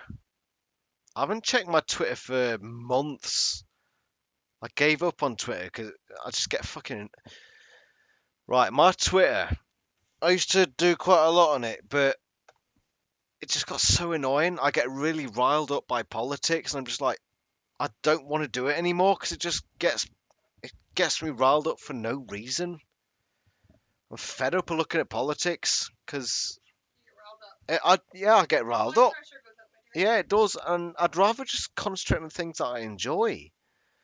So, Medi, why are you saying check my Twitter? What's happening on there? Twitter is just a fucking cesspit of left-wing idiots telling each other how left-wing they are. That's all it is. It's basically that's what Jeremy Clarkson said. It's just a place for left-wing people to tell other left-wing people how left-wing they are. Do we have to drink because you mentioned politics?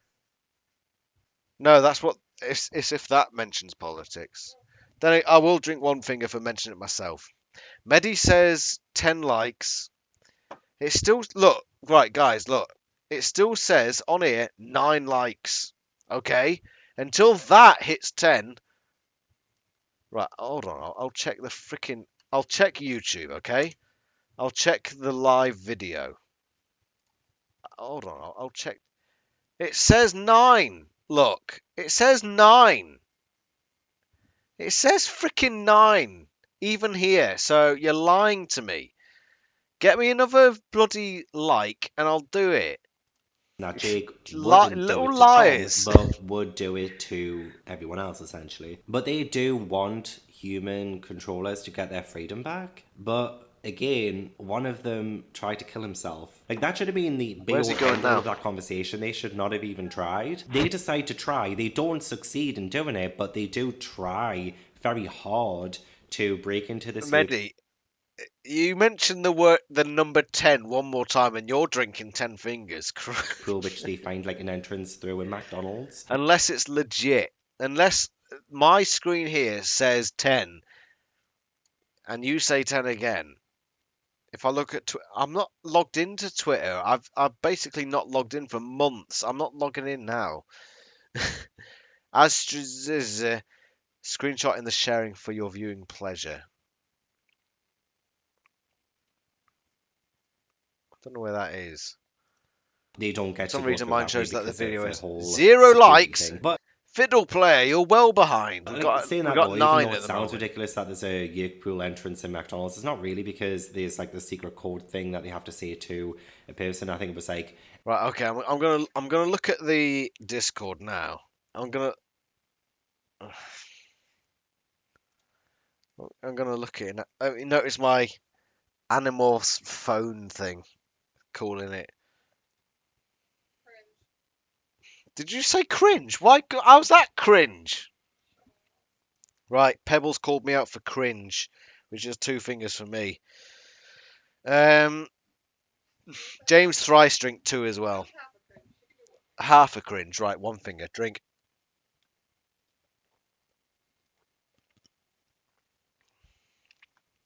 Right, what is this bollocks on? Right, okay, so Astrezes has given me a screenshot of there being 10 likes, okay? Who do I believe? Do I believe his screenshot, or do I believe my live like count? Alright, I should believe the people giving me the likes, which is 10 fingers, right? Which is basically a pint. So I'll get another bottle out. Alright, guys, fine. Fine, you get what you want. I will drink a full pint. I want a Happy Meal with extra happy or something, and it makes sense because McDonald's is like a huge company, and yeah, like why not? Okay, and my dear. oatmeal as a weakness for the Can you Yigs. take Genghis away? Why not? Yeah, just the whole even attempting to kind of condemn so many humans to having to live with a Yig in their head for the rest of their lives, and they've seen it drive someone crazy. They still try it anyway. I don't know. It was a little bit. What? Hello, Oturlu! Finally here! And, right, there are... Look, right now, there is actually 10 likes. So, legit, I will be drinking 10. 10 fingers for 10 likes. Right, what would you say is the defining feature of Genghis Corn Snake?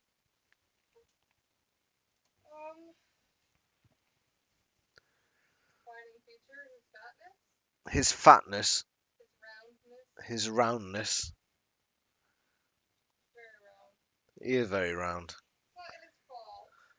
What do you mean it's not his fault? He doesn't do his exercise. He did 52 stairs today. I'm gonna put him back. Can you put him back in his box, please? Just for now. Does your audience think he should go back? I think so. I'm too drunk to handle the snake, my dear. There we go. Say bye to Genghis, everyone. Right. Oterlu drink 2 fingers for being late. I wasn't a big fan of their decision. Oh, hello, Genghis. His lack of legs. Can you put him back, my dear? Oterlu, we're looking through this guy's videos. He's done 4.5 hours of like mini reviews. Which review do you want to see? Which book number? He's done books 1 to 54. To do that, but they do genuinely want to give the humans more of their freedom. But I feel like the price of it is just far too high, and there is a way of saving everyone. It's just going to take more time. This oatmeal solution is not really a solution. Oh yeah, shit, 10 fingers, which is basically this whole pint. Okay, so I'm going to down a pint for 10 likes. If we get 15 likes in this video, what should I do? Sing a song? Is that it? That's not a very good forfeit. Great. Nah, surely there's got to be a bigger forfeit for 15. What should I do for 15 likes on the video, guys? Right, I'm going to down this pint. For 10 likes, thank you very much. Let's down this pint. Whew, brace myself. Let's play the video while he's doing that. And then once we're done with 17, we'll move on to 41, then 42, then 47. Medi says now 11. Oh, that's likes. 5. No, I'm not doing 5 rum shots. I've got rum, but it has to be a special occasion for rum. You're going to have to give me some sort of special... He does... Astris does like the singer-song idea. Okay, you have to get me to 15 likes. Right, so I'll drink this. Oterlu, if you give me the book that you want me to listen to his review on. Otherwise, after this one, we'll go straight to 41. So I wasn't a big fan of that, Drink. and then it just didn't end up working in the first place.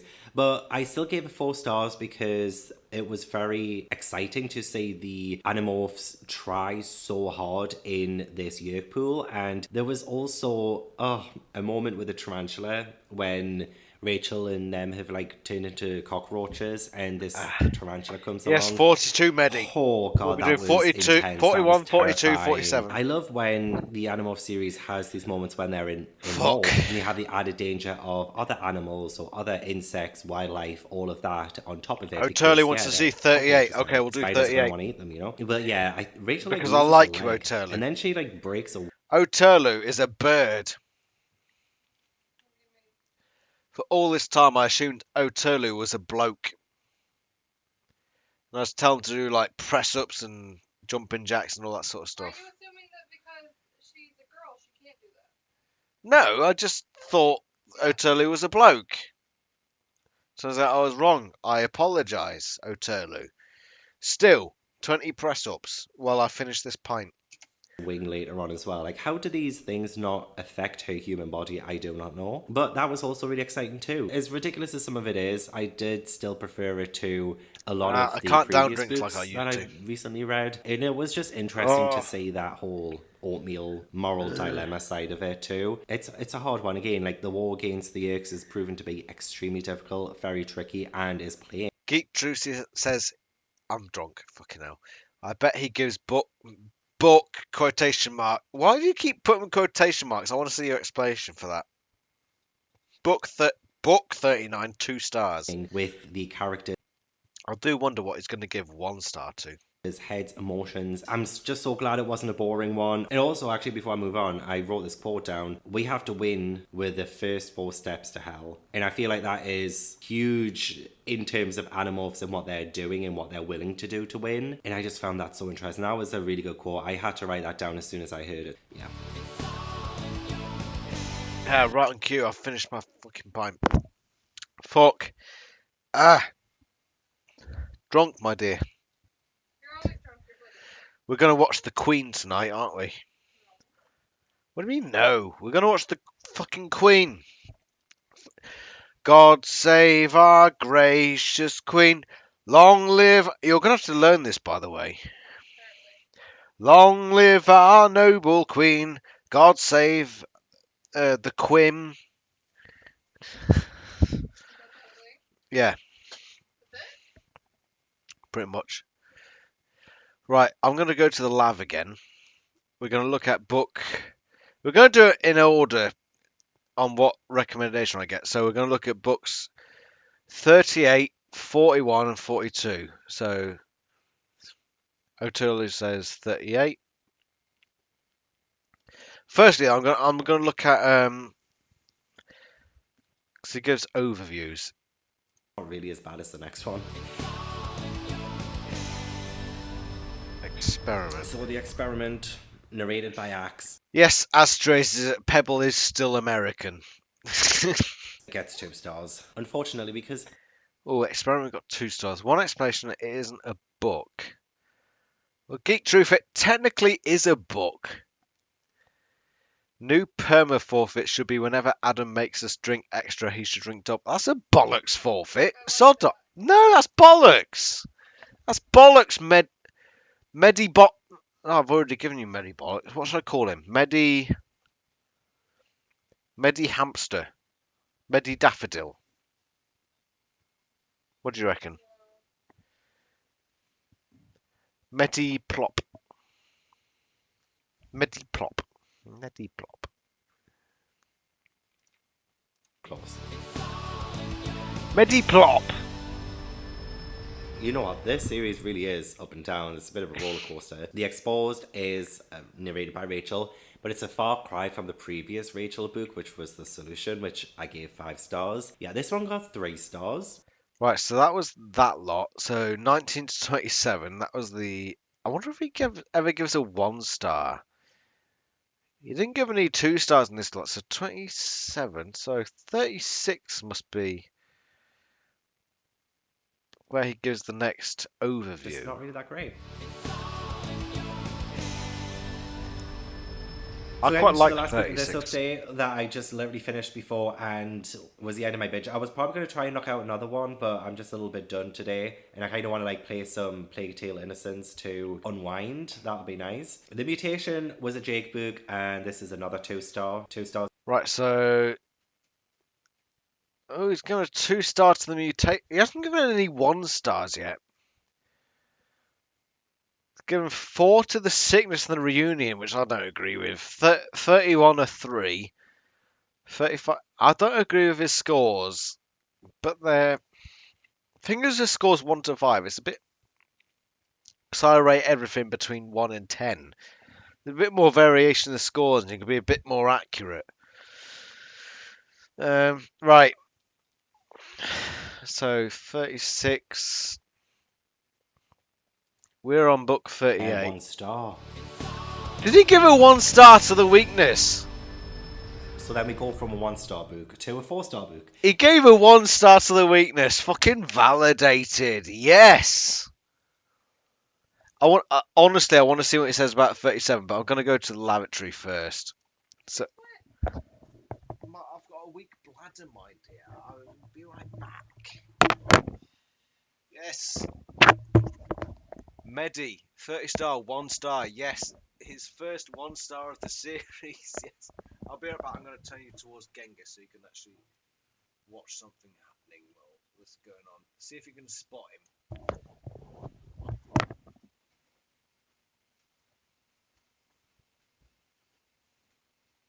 He's hiding in his hat.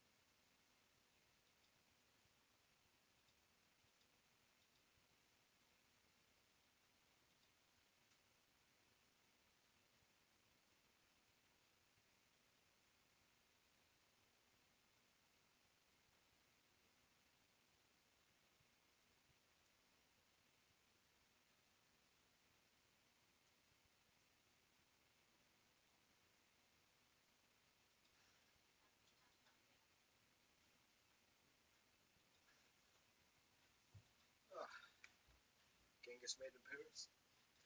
Gladiator's hat. Not enough for today. Apparently, Genghis is hiding under his hat.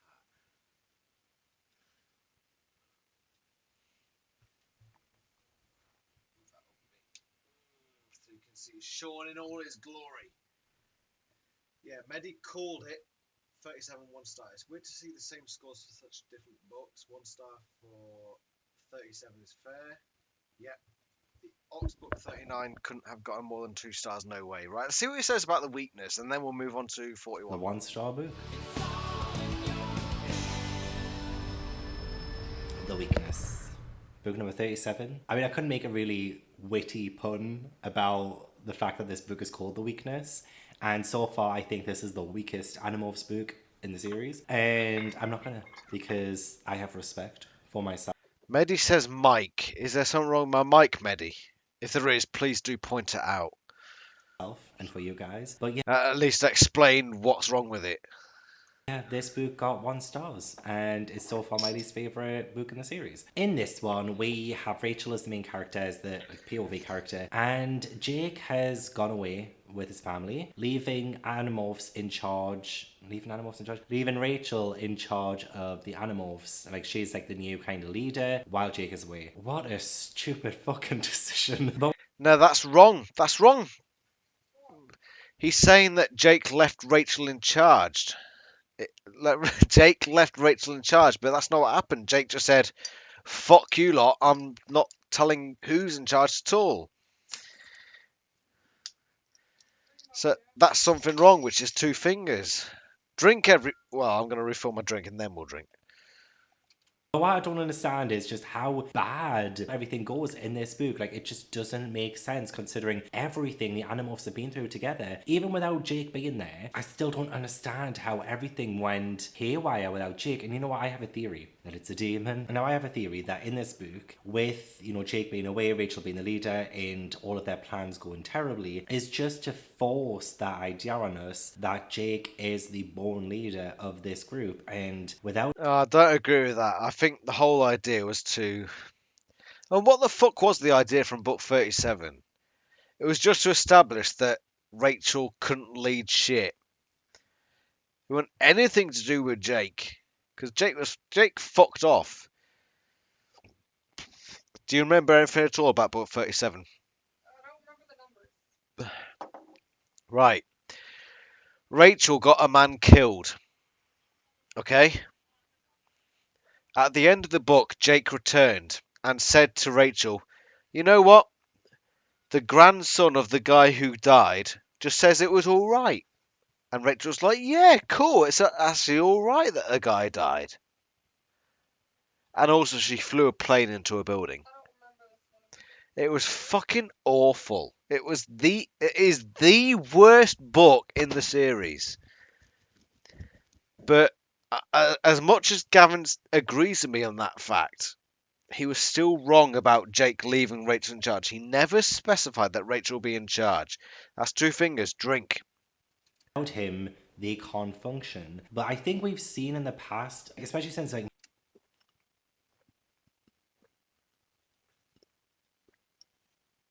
Medi Bugger says Jake should have put Toby in charge. You know what? It would have worked a lot better. It would have worked a lot better. James Thrice, quotation, Axe, you're in charge until I get back. Unless I told you to do something, do nothing. The cover is one of the better ones. I guess that's something. Funny you should say that, Geek Truth. About half an hour before I started recording this live stream, I've done... You remember, I did a tier maker of the book covers. There was a channel called like HBC that did it as well. But I did a tier maker of the book covers. This one ended up in average. There were like 5 categories and average was like the middle one. But that video is going to be going up this week, probably Wednesday. Yeah, we'll see Marco's that. also been a leader at one point, that they can actually do things without Jake. But even then, they don't have to depend on him to make at least some kind of logical decision. I feel like the characters were acting so out of character in this book. It was so unbelievable. I genuinely feel like this book was a way of forcing that idea on us that Jake is the natural choice for leader and they can only do it with him as the leader. No, And I disagree with that entirely. It wasn't about Jake in any way. It wasn't about making a point that Jake should be the leader. There was no point in this book. It was just the other Animorphs just completely putting their hands up and saying, "All right, Rachel, you're the most impulsive. Be the leader," and her fucking up. It's nothing about them saying, "Oh, Jake should be leader." There's nothing about that. Nothing. let's not lie, Jake's character arc's been drying up for a little while now. All of the Oh, no, Gavin. Jake's character arc has not been drying up. It is the most consistent character arc throughout the whole bloody series. By the way, guys, 15 likes. We're at 10 at the moment. If we get 15 likes to this video, I will do a workout in front of the camera over there. I will do a workout in front of Sean. Okay?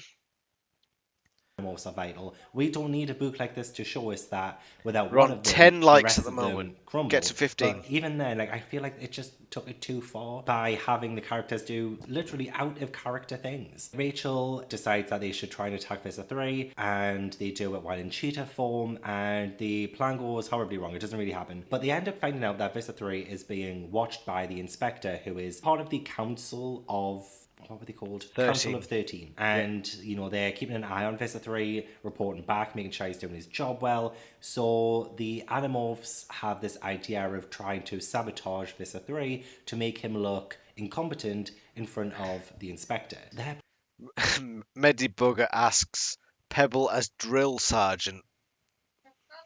Yes, I think she's happy with that. plans, honestly, are just... They Let's go get to for 15 your likes, country come on. businesses, and willy-nilly they attack a news station. During this news station attack, there is a tour happening where, like, innocent people are, and one of the old guys on this tour dies from, like, a heart attack or something. Like, he has, like, cardiac arrest from a heart condition brought on by the attack that the Animorphs do. So they've, like, literally... Geek Truth says, really? I would say 2 is one of the better ones because it is an actual illustration. Best cover is probably the Hawk J Chronicles art. Funnily enough, right? So I don't want to spoil the video I've literally just made before I filmed this. The Visitor is one of the higher ranking ones, and so is the Hawk J Chronicles art. This one is average. I'm sorry, but if you watch the video on Wednesday, I'm drunk. Sorry. If you watch the video on Wednesday, you'll realise why. Okay. There is a top 4 in that video, and you'll find them out soon enough. Just killed an innocent person. Their recklessness also gets Cassie kidnapped. Literally, their plan just... Wait, James Thrice says the Andalite Chronicles has to be one of the worst covers. Which one? There are at least 3 Andalite Chronicles covers. So firstly, name which one, and then say why, James Thrice. falls apart, like, straight away. Even though the other Animorphs were talking to Rachel and saying, look, this isn't a good plan. Like, they were trying to stop it from happening, but they still go along with it. Thank you for Even though 11 they know likes. it's a 4 terrible more, plan, and we have the they ultimate still go forfeit. along with it. And what's even worse, like, I just genuinely don't understand this. What's even worse is that they break into a military base, steal a plane, and crash it into a building where they know that there's a yerk pool. They do this as humans as well, and they get chased by security. So when this plane gets taken from this military base, and then they find out that, you know, they've just crashed into a skyscraper, why didn't that make the news in the terms of, like, they could have been identified? They should have been identified. There would have been security tapes. Security were chasing them, security saw them as humans, and then a plane crashes in the side of a building that was stolen from their military base. What the hell? That was just so idiotic, and I don't know if maybe this comes up in a later book, but how do they get away with that? That is just implausible in itself. Like, I just don't get it. The whole plot of this book, I just didn't care for. Like, the inspector dies from a snake bite that Marco does. Like, great, brilliant. End of that annoying little side story. My main takeaway from this book that I just really didn't like was just how out of character all of them were. Rachel was terrible. Rachel was annoying. Things that she was coming out with were so self-centered. It reminded me of the main Rachel from the Starfish book. I said that in my fucking review. Book 37 was a fucking disaster. And it deserved to be last in my ranking list of all of the books, including the Alternamorphs, including the Megamorphs. It was the fucking worst book in the series. James Rice says the end lights. I've read that one. Medi says number 2's cover looks like Rachel is significantly older than the other Rachel covers. It's still a good cover, though. It's still a very good cover. Thought we put that behind us. I thought she would have learned something from that experience. But you're right, yeah, she does look older. What was the point of her character development in that one if she wasn't going to utilise that in this one? Which is why I have a hard time with some of the character developed books where not a lot happens, but we do get some character development, just for them to forget what they learned from those books. Like, so what was the point of those books in the first place? The others call her out, but still don't even try and stop her with these terrible plans. They still exactly, go along Gavin. with it. So even they felt a bit out of character. I didn't enjoy it. Like I said before, It's a the crap Animorphs book, take thank you, one Gavin. step forward in showing like how tactical they've become, how much they've learned from their battles and their strategizing and all of that. They take one step forward, and then a book like this comes along and they take 2 steps back. We are nearly 40 books in, and what have they learned? They've learned a lot. Like, I'm not going to take that away from them. They have learned a lot, but a book like this comes along and it confuses me. Why does this book have to exist this late in the game? I'm moving on from this book. Like, there's not really anything too good to say about this book. I wasn't the biggest fan of it, and yeah, 1 star. Yes, thank you, Gavin. My point exactly. He says basically it's crap. There's nothing he can much say about it apart from that. Right, so we were going to look at 41 and 41 is one of those weird books that a lot of the people say is a crap book, but I've actually had a lot of feedback, and I personally believe, bless you, my dear, 41 is a fantastic book, absolutely fantastic, and I'm looking forward to seeing what he says about it. Right, Geek Truth says, don't say your top 4, but mine would be Megamorphs 4, Hawkbridge Chronicles, and Like Chronicles, Visser. I'm still. Oterlu says, I'm still not over them giving Cassie a niece. A niece? I don't even fucking remember. A niece, as in nephew niece. No, that's what I'm still not over them giving Cassie a niece in 37. I don't even remember that. I don't remember that at all. But going back to Geek Truth. Geek Truth says, don't say your top 4, but mine would be Megamorphs 4, Hawkbridge Chronicles, and Like Chronicles, and Visser. Has he? Geek Truth, have you literally looked forward in time to Wednesday? You've got one of them wrong. One of them. You've got 3 correct out of my top 4. All right, if you guess the one you've got wrong, if you guess it correctly, I drink a full pint. Geek Truth, okay?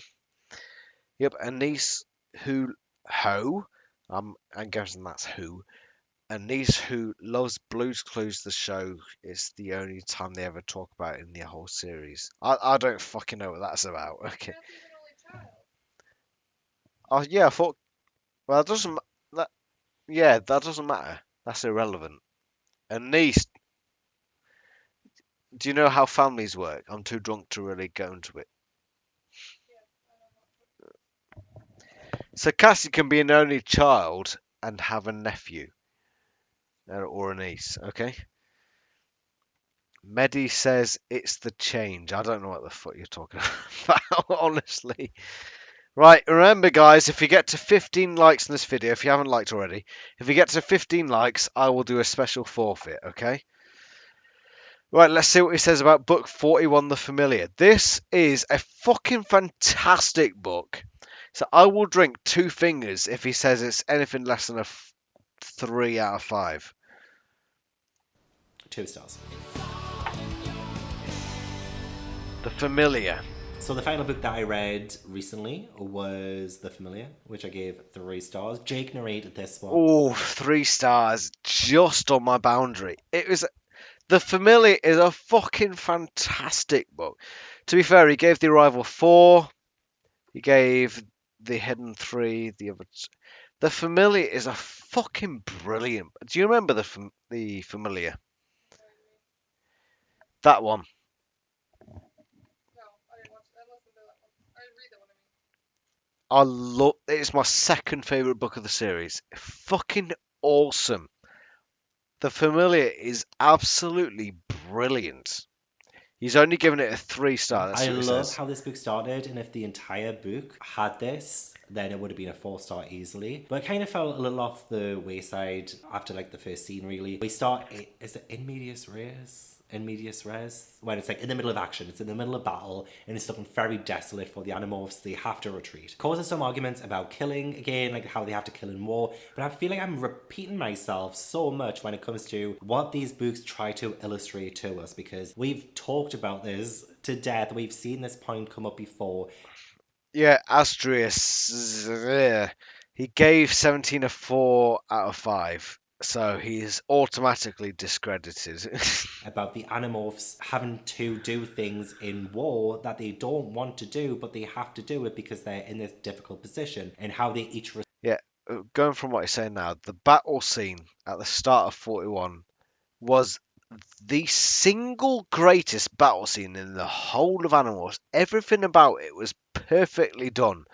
I think it was Ellen Giroux that did book 41. Absolutely amazing. The start of that book. There's a reason that this book is my second favorite of the whole series. Everything about it was fucking brilliant.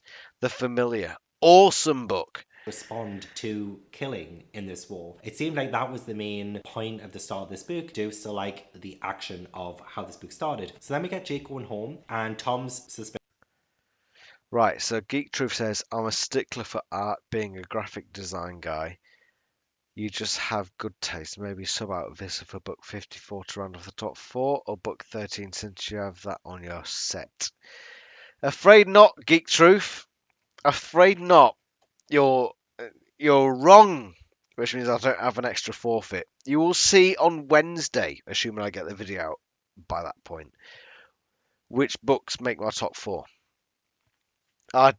Funnily enough, okay, I think I've shown this on my channel before. I do have it in poster form, the 4th one, okay? So if you remember that far back, you'll see. James Fry says, looked up on the wiki, it said that Cassie said she had a niece in book 37. Ellen Giroux wrote 33, 41, 43, 45, and 47. It's funny because Ellen Giroux has such a mixed bag of books. 3 out of 4 ain't bad, Geek Truth. Meatloaf died yesterday. Rest in peace, Meatloaf. We watched a video of his today, didn't we, my dear? I would do anything for love. 3 out of 4 ain't bad is a Meatloaf song. Yeah, it's 3. Is it 2 out of 3 ain't bad? Or is it 3 out of 4 ain't bad? I forget. Ellen Giroux wrote 33, dud. 41, brilliant. 43, average. 45, dud. 47, best book of the series. Ellen Giroux was fucking up and down like that. Christ. Yes, Medi, The Departure. You're correct. Okay. So, spoiler alert. In my ranking of the book covers, it is Hawkbridge Chronicles and Light Chronicle. Okay, whatever. Pebble complains that I'm ruining my next video. You'll see it on Wednesday. Suspicious of his brother, and Jake ends up going to sleep, and then we somehow suddenly are in a future dystopian New York City 10 years in the future. And Jake is now 25, and it turned out that, I can't remember specifically, it could have been both, which I don't understand how. Tom, while Jake was sleeping, infested him, and he got infested with like a yerk and stuff, and that's like the battle kind of lost because it had a knock-on effect on the other Animorphs. Two other ones got affected. I think it was Cassie and Marco. Yeah, Rachel and Tobias just fell on the wayside, and everything just fell apart. The yerks win. That's that scenario. But also, it turned out that Tom killed Jake that night. Yeah, I don't understand that because we got told like two kind of different things in this book, so I wasn't sure which route it went. But anyway, Jake is now in the future, and Cassie's now a terrorist. Marco is now Visitor 2. Or Wait, what was that bollocks about Tom taking that? What? I don't understand what. I don't understand. You've never read that one? We need to update you on Animorphs. That is one of the best books in the series. How many years did it take you to read the Elements Chronicles? Oh, whatever. I don't. Gavin, How to Train Your Gavin. I really don't know what you were saying there about Tom, like, taking Jake. That was, what? Two Fingers. There was something wrong in there. I don't know what it was, but there was something wrong in there. Two Fingers, drink.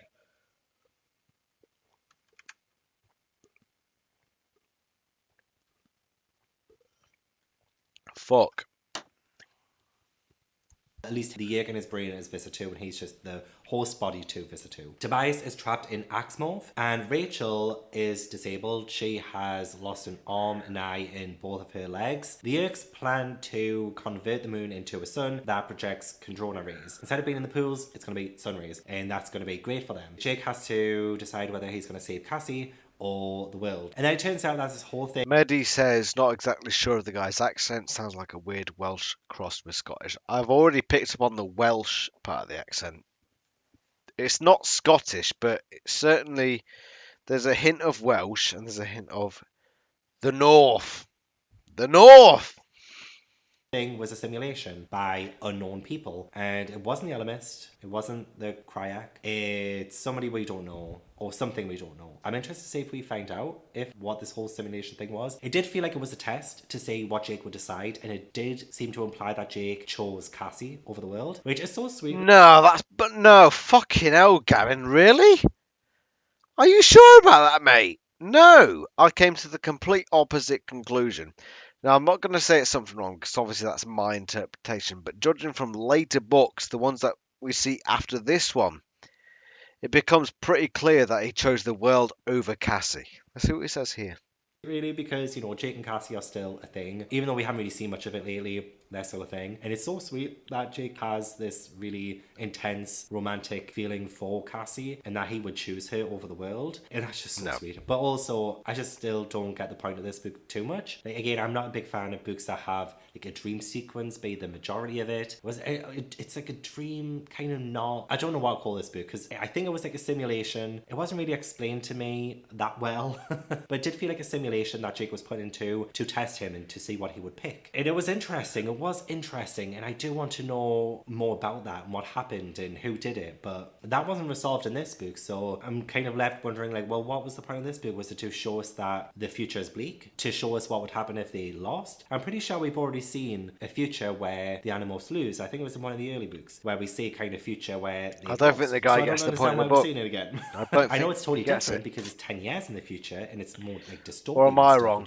I don't know. Cool. Again, I'm just left wondering why. Why a whole book dedicated to that? There is a feeling that these teens have like missed a whole chunk of their lives, and that is tragic. That is a very tragic thing. Right, so he thinks that he chose Cassie over the rest of the world. I have the complete opposite view. The complete opposite view. Especially considering later books, I think that Jake chose the rest of the world. And the fact that this is a point of controversy makes this book even better. The fact that it's down to complete interpretation. I love this book. I don't get why he doesn't like it. But what are the guys saying? Mehdi says, not exactly sure if the guy's accent sounds like... I've already read that.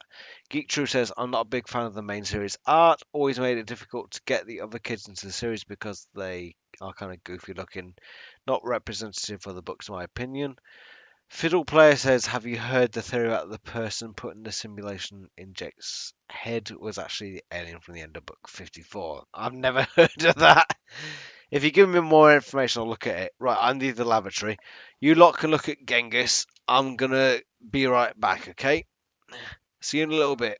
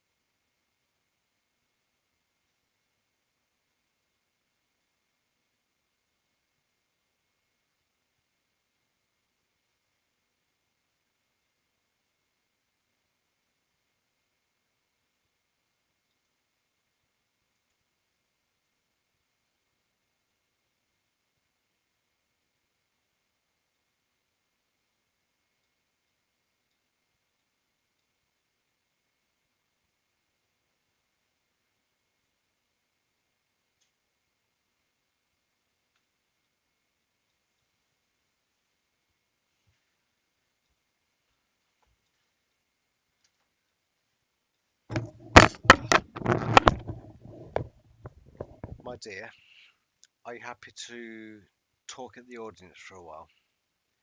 Without being on camera, just saying how much you love the series while I go for a cigarette. No. Okay. To leave your audience for a cigarette. Oh, but crazy. Right. James Thrice says the one putting the simulation in Jake's head was a fan theory that Abaco said, yeah, sure.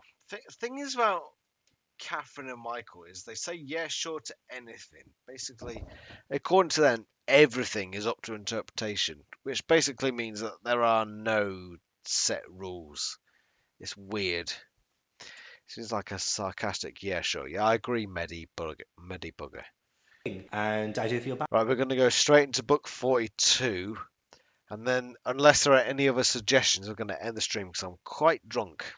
for them. It feels like this kind of whole Destiny thing's been forced onto them, and they've had no choice but to play along. I think we've got 13 books now, so surely there's going to be no more filler books, and books where we This is not filler, Gavin. Christ's sake. the same thing. I feel like I'm living deja vu right now. I really do. I'm still enjoying it. I don't want to say I'm not enjoying it. I'm still enjoying it. I need to move past the repetitiveness now. Maybe I'll stop complaining Not about the filler. recycled 41 nature of is the storylines. not But the filler. storylines are sometimes the biggest part of the book. Either that or the character development. But we've already seen so much character development that the character development we do see is an extension of something we've already seen. Same with the plot, same with the storylines. It's an extension of something we've already seen. So I'm just wondering There how are many no more set books rules in to my this are going to be sentence. original. Exactly. Thank you, James Rice. By the way, James Rice, thank you for the whole court idea. Because I caught onto that and made. Was that cringe 2 fingers? Okay. That's cringe forfeit 2 fingers. But carrying on from that, James Thrice, your idea of a court drama was excellent. And I really caught on to that. And yeah, I thought it was brilliant. I really enjoyed it. So thank you very much for that. Pebbles caught me out on cringe, which is 2 fingers. Just give me a sec to roll this cigarette. Medi Champion says 44, then 48 after 42. What the fuck you on about, mate? Oh my god. I can't be on too much longer. I haven't got to 15 likes yet, by the way, so I can't have that special forfeit. Maybe next time. Let's see what he says now. It's nearly over. I think we'll only have like a couple of days left of this challenge. I genuinely think we're going to be done in a couple of days. I've read 5 more books. It is January 18th. Honestly, I'm just so excited for the edge. In some of these books as well, I'm going to talk about, I mean, first couple, But we are starting to get somewhere with the main plot, the main story. Things are really happening. Shit is hitting the fan. And there are storylines that are finally kind of coming to fruition after so long. So I'm just really excited about this ending now. We have 5 more books to talk about then.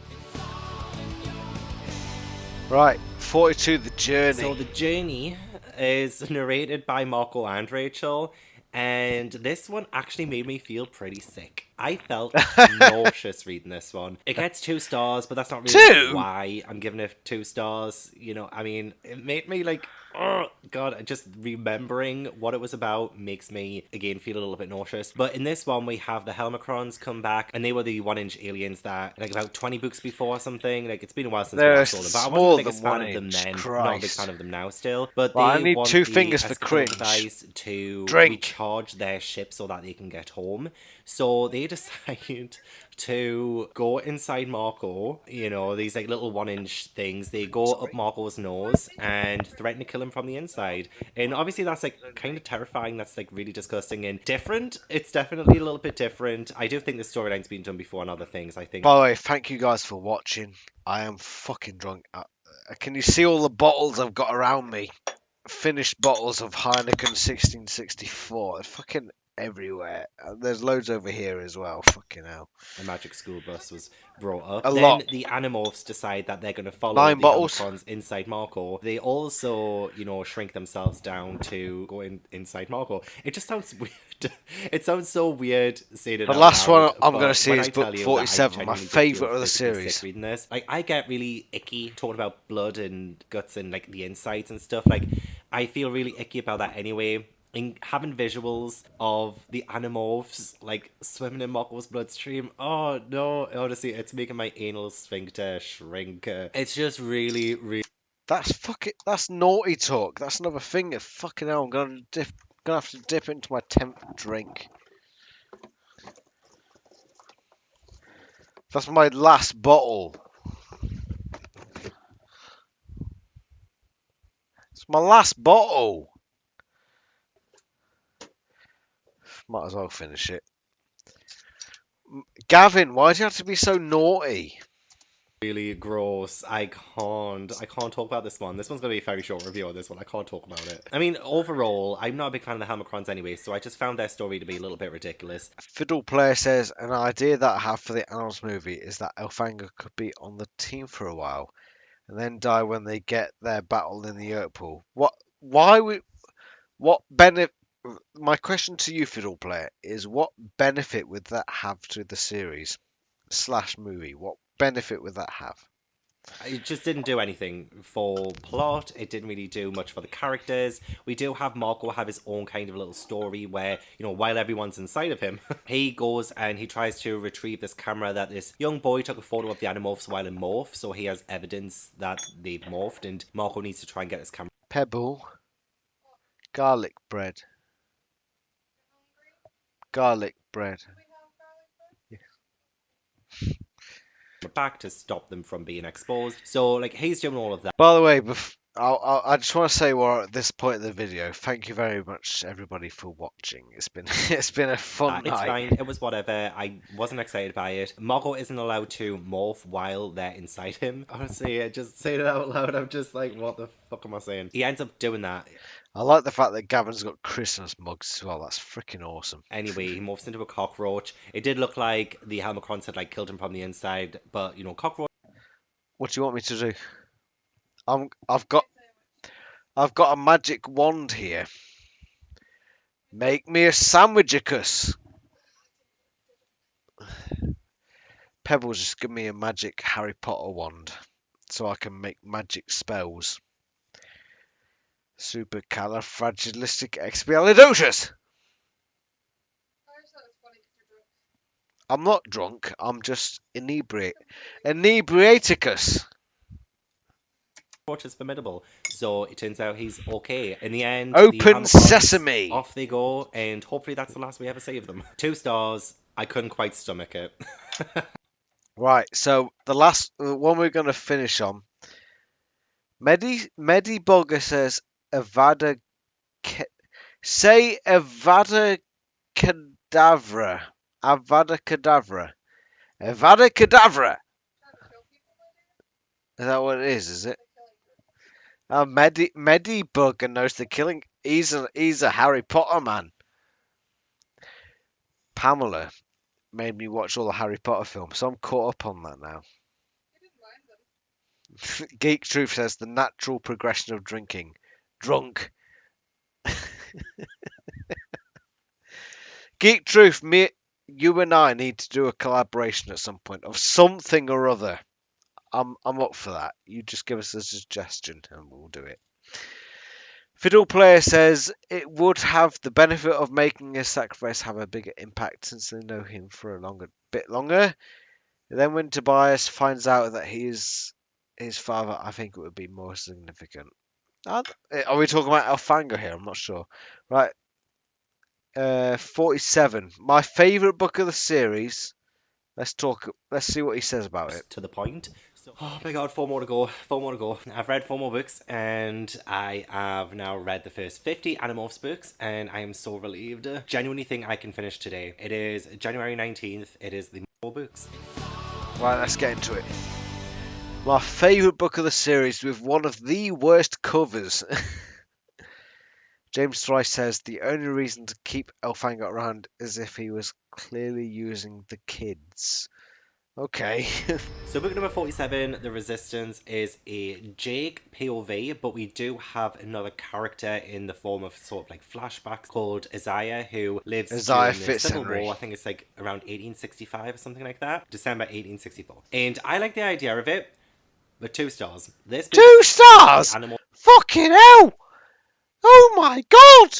How could you fucking give this book my fucking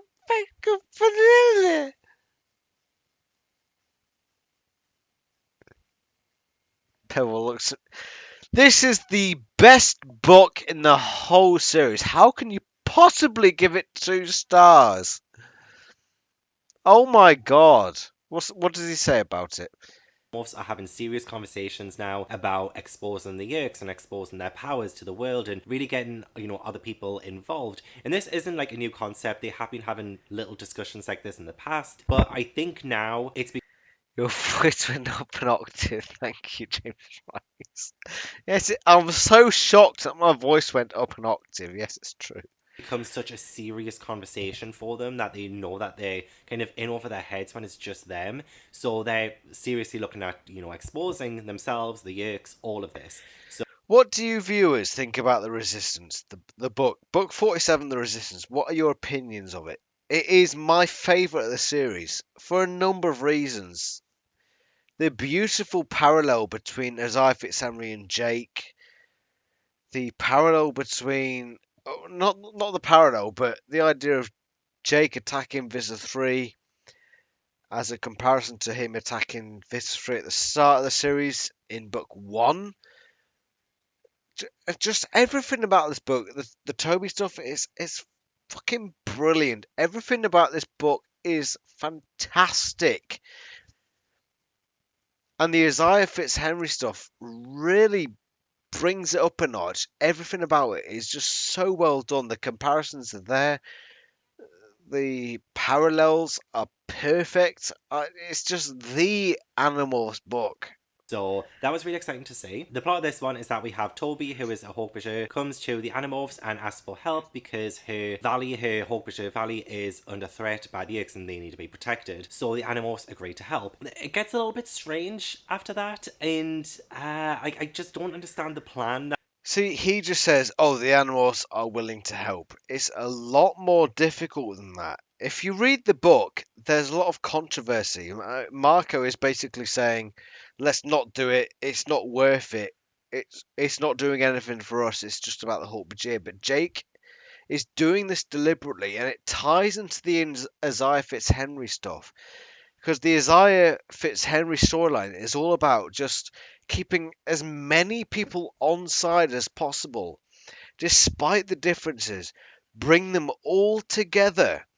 Because when you come into a war situation, you want as many allies as possible. You want as many as possible to fight off the enemy. And that's what Jake is doing in his storyline. He's helping the Hawkbusher protect their valley Not because he wants to protect the whole Bajir, but because he thinks if I protect them, they will be in my back pocket. They will protect me when I want them to protect me. There's that whole new layer underneath all that. That's more than what you're saying, Gavin. It's more than what you're saying, and that's why I love this book. It's so manipulative by Jake. So manipulative. I fucking love it. How he's playing this. Hold on. That you do, and it's honestly one of the most ridiculous things of the Hold on. What are people saying? Medi says it's kind of meh because not much Animorphs action in it. Well, what are you on about, mate? James Dry says I love 47. I liked every time they managed to cheat and have two point of view characters, but the parallels are really good. I agree with that. Geek Truth says I'm sure we could come up with some collab. I'm working on a second Animals movie poster, or if you ever need a fill for the TV show watch video, I can drink plenty. Geek Truth, get in touch with me. I am on Discord somewhere. Oh my god, I got so many fucking tabs going on. Right, just type on the fucking comments or something, and we'll get a collab organized. Okay, we'll get that going. We need to do something together. Okay, but going on from this point, the Resistance is a fucking awesome book. Everything about this, the Isaiah Fitzhenry stuff, on its own is a fantastic little story. But combined with the whole of Jake's character arc, just adds that little bit of spice. We've been watching a lot of Gordon Ramsay lately, and he says that one of the most important things is seasoning. Yeah? Seasoning, that little salt and pepper, that little bit of extra herbs and spices thrown on top. That's what this book is. It just poof, explodes that flavour. That's what this book is. It's fucking beautiful. It just adds that necessary bit on top. Everything about this book is fucking brilliant. I just wish that the front cover was better. series. In my opinion, I don't know, you might find it amazing. But what they end up planning on doing on how to protect this valley is to become beavers and build a dam. Build a dam around this valley, and then when the Yerks come, they can flood it. The plan does not go to plan, as per usual. Just when they were talking about it, and you know what, it was cool them kind of acquiring the morphs and things and getting a couple of the beavers to help and stuff like that. Was like, if we weren't this late in the game with how serious things are getting, I wouldn't have minded as much. But I just think really building a dam around this valley to protect it from Yerks. And anyway, jumping a little bit ahead here, when they flood the dam anyway to protect the valley, they end up flooding the valley anyway, and the Hawkbajir have to relocate. The whole point of it was to protect them, and so that they didn't have to, you know, leave and abandon their home, but they flood it anyway, and I'm just like, this was the stupidest idea I've ever heard. Gavin completely misses the point. Completely misses it. Okay? I'm sorry, Gavin, but you don't know what the book is trying to do. Your idea is that, oh, they were trying to protect this valley, but they ended up flooding it, so it doesn't matter. It's completely pointless. I know I'm dropping things because I'm drunk, but I can still think logically, right? Don't doubt me, right? Toby wanted to defend the valley, right? And she did that. And it's about the principle. It's not about the result. It's about the fucking principle of defending your home. And the fact that the valley flooded. Okay. I'm too drunk to remember where I'm going with this. Right, what was he saying again? Let's go back a couple of seconds. The beavers to help and stuff like that. Was like, if we weren't this late in the game with how serious things are getting, I wouldn't have minded as much. But I just think really building a dam around this valley to protect it from Yerks. And anyway, jumping a little bit ahead here, when they flood the dam anyway to protect the valley, they end up flooding the valley anyway, and the Hawkbajir have to relocate. The whole point. There's a very distinct line between defending something and losing, and not defending something at all. There's a very clear line there, and that's what the Hawkbudget were drawing, that line between not bothering and trying but failing. That's what we're looking at, and that's what Gavin seems to be misinterpreting here, this idea of trying and not trying, okay? There is a complete difference there, okay? Right, Geek Truth says, Discord sounds good, I'll wait till you sober up. Right, yeah, wait till I sober up. If somehow you send me a disc, how can you send? Fucking, we'll find a way. The point of it was to protect them, and so that they didn't have to, Geek Truth, if you're on the Animorphs Discord, just send me a message. I'm Token Hawkbudget. leave and abandon their home, but they flood it anyway, and I'm just like, this was the stupidest idea I've ever heard of. Things take a bit of a grave turn in this one because there are some like human campers nearby, and this is when like the Animorphs like do ask for outside help, and it turns out these campers are Trekkies, like they are huge fans of Star Trek, and they don't really take it seriously. They think it's really just like almost a game. Like they do agree to help the Animorphs with their battle against the Yeerks and stuff. These Animorphs have seen death, right? They've seen people fall and succumb to the Yeerks in this entire series. They have lost people. They have seen casualties happen. I don't understand why, when these Trekkies are so unprepared and untrained, that they would bring them into that. I know like they felt like they didn't really have much of a choice. I just think it was endangering their lives, and then somebody ends up dying as well. That whole situation was so weirdly developed. Like I just didn't understand why they would dare risk innocent people like that. I mean, I kind of do, because half the series is them risking other people's lives and me trying to defend their actions, and like, oh, they're just kids. And I really don't think that Gavin understands this book. I think not in the. I don't want to be patronising, saying you don't understand this. More sort of, I'm coming at this book from a different perspective. I think that's what it's all about. He's looking at it from a very practical point of view, but I'm looking at it from more the sort of, what are the underlying messages of this book. I fucking love this book. It is, in my opinion, the best book in the series for a number of reasons.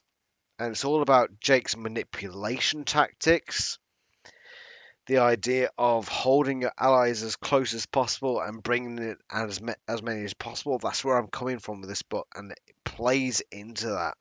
I don't think Gavin is looking at it from the same perspective, and I don't think that's why he likes it as much as I do. What would I do if I was in their shoes? And I don't know half the time. They are in a difficult position, but I just felt like this was so reckless of them and a bad judgment call on their part. When we're this close to the end as well, I'm like, we can't afford these bad judgment calls. We can't afford these plans to go awry. But also, all you're doing is really tasked to protect this valley, and you ruin it anyway. I did take some issue with the Civil War comparison aspects to it. So yeah, we do have Jake's POV, but it is interlaced with the POV from Isaiah, who is his like great grandfather or something in the Civil War. I say what the author was trying to do, but honestly, comparing or even contrasting the Hawkbudget, who are an alien species, to black slaves was just a bit tasteless to me. It wasn't really.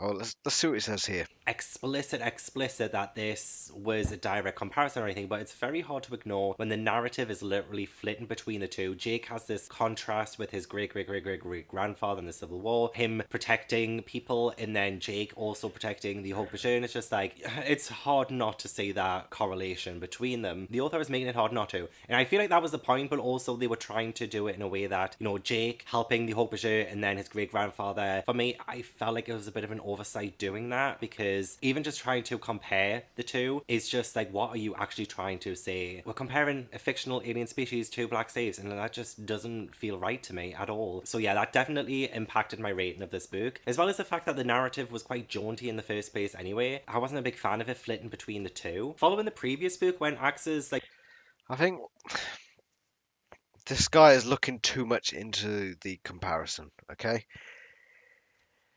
This almost delves into the modern political issues of forfeit, okay? He's not comparing them based on race. He's comparing them based on slavery and oppression, okay? Race has fucking nothing to do with it. That's what this Gavin guy is trying to do here, and that's why he's confused. He's looking at it from the wrong fucking angle, okay?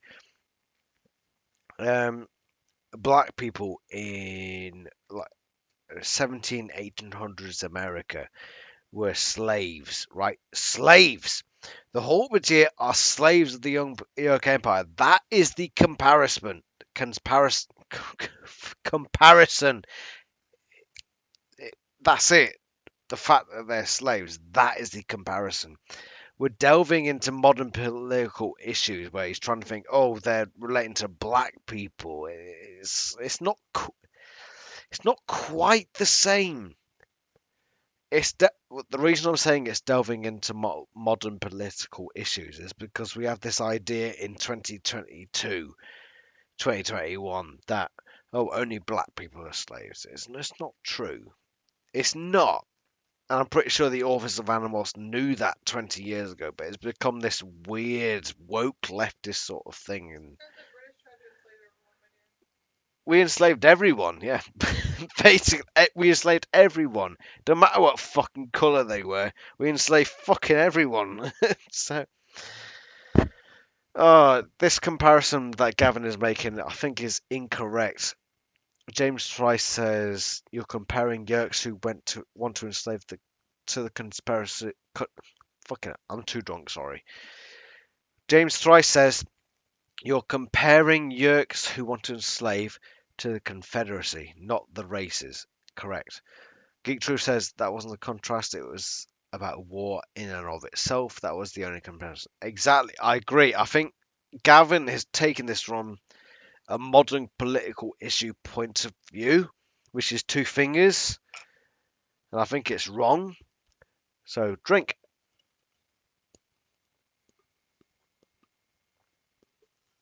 Like big decision to literally blow up the city with everyone's families in. That wasn't even really explored in this, and I thought there would have been a big fallout after that, but there just wasn't. And I felt like the continuity of that kind of fell on the wayside because this series has been really good at continuing storylines, even small character storylines as well. It just felt like that was a big oversight because that was a huge thing. It was just kind of like glazed over in this, and I was like, well, we could have focused on that a little bit, and it probably would have made this a stronger book. So I'm just a bit disappointed with this one, especially since it's coming close to the end. It's probably the worst one of the bunch I've talked about today, but there are still some more problematic things I want to discuss. I'm kind of scared to discuss. Right, that's enough for me. I'm desperate for the lav. It's time for bed. I'm going to watch something with my Pebble. Thank you very much for watching. I really hope you've enjoyed it. I'm drunk. I'm going to have a cigarette. We'll have another live stream next month at some point, assuming I can get the fucking technology right. Thank you everybody for watching. I've really enjoyed it. Thank you, Gavin, for your video. That was freaking awesome. I've disagreed with you at times, but I've also agreed with you more than I've disagreed with you. So, absolutely fantastic. Thank you very much. I shall see you all next time. Watch out for videos coming later this week. Thank you very much, and ta-ra.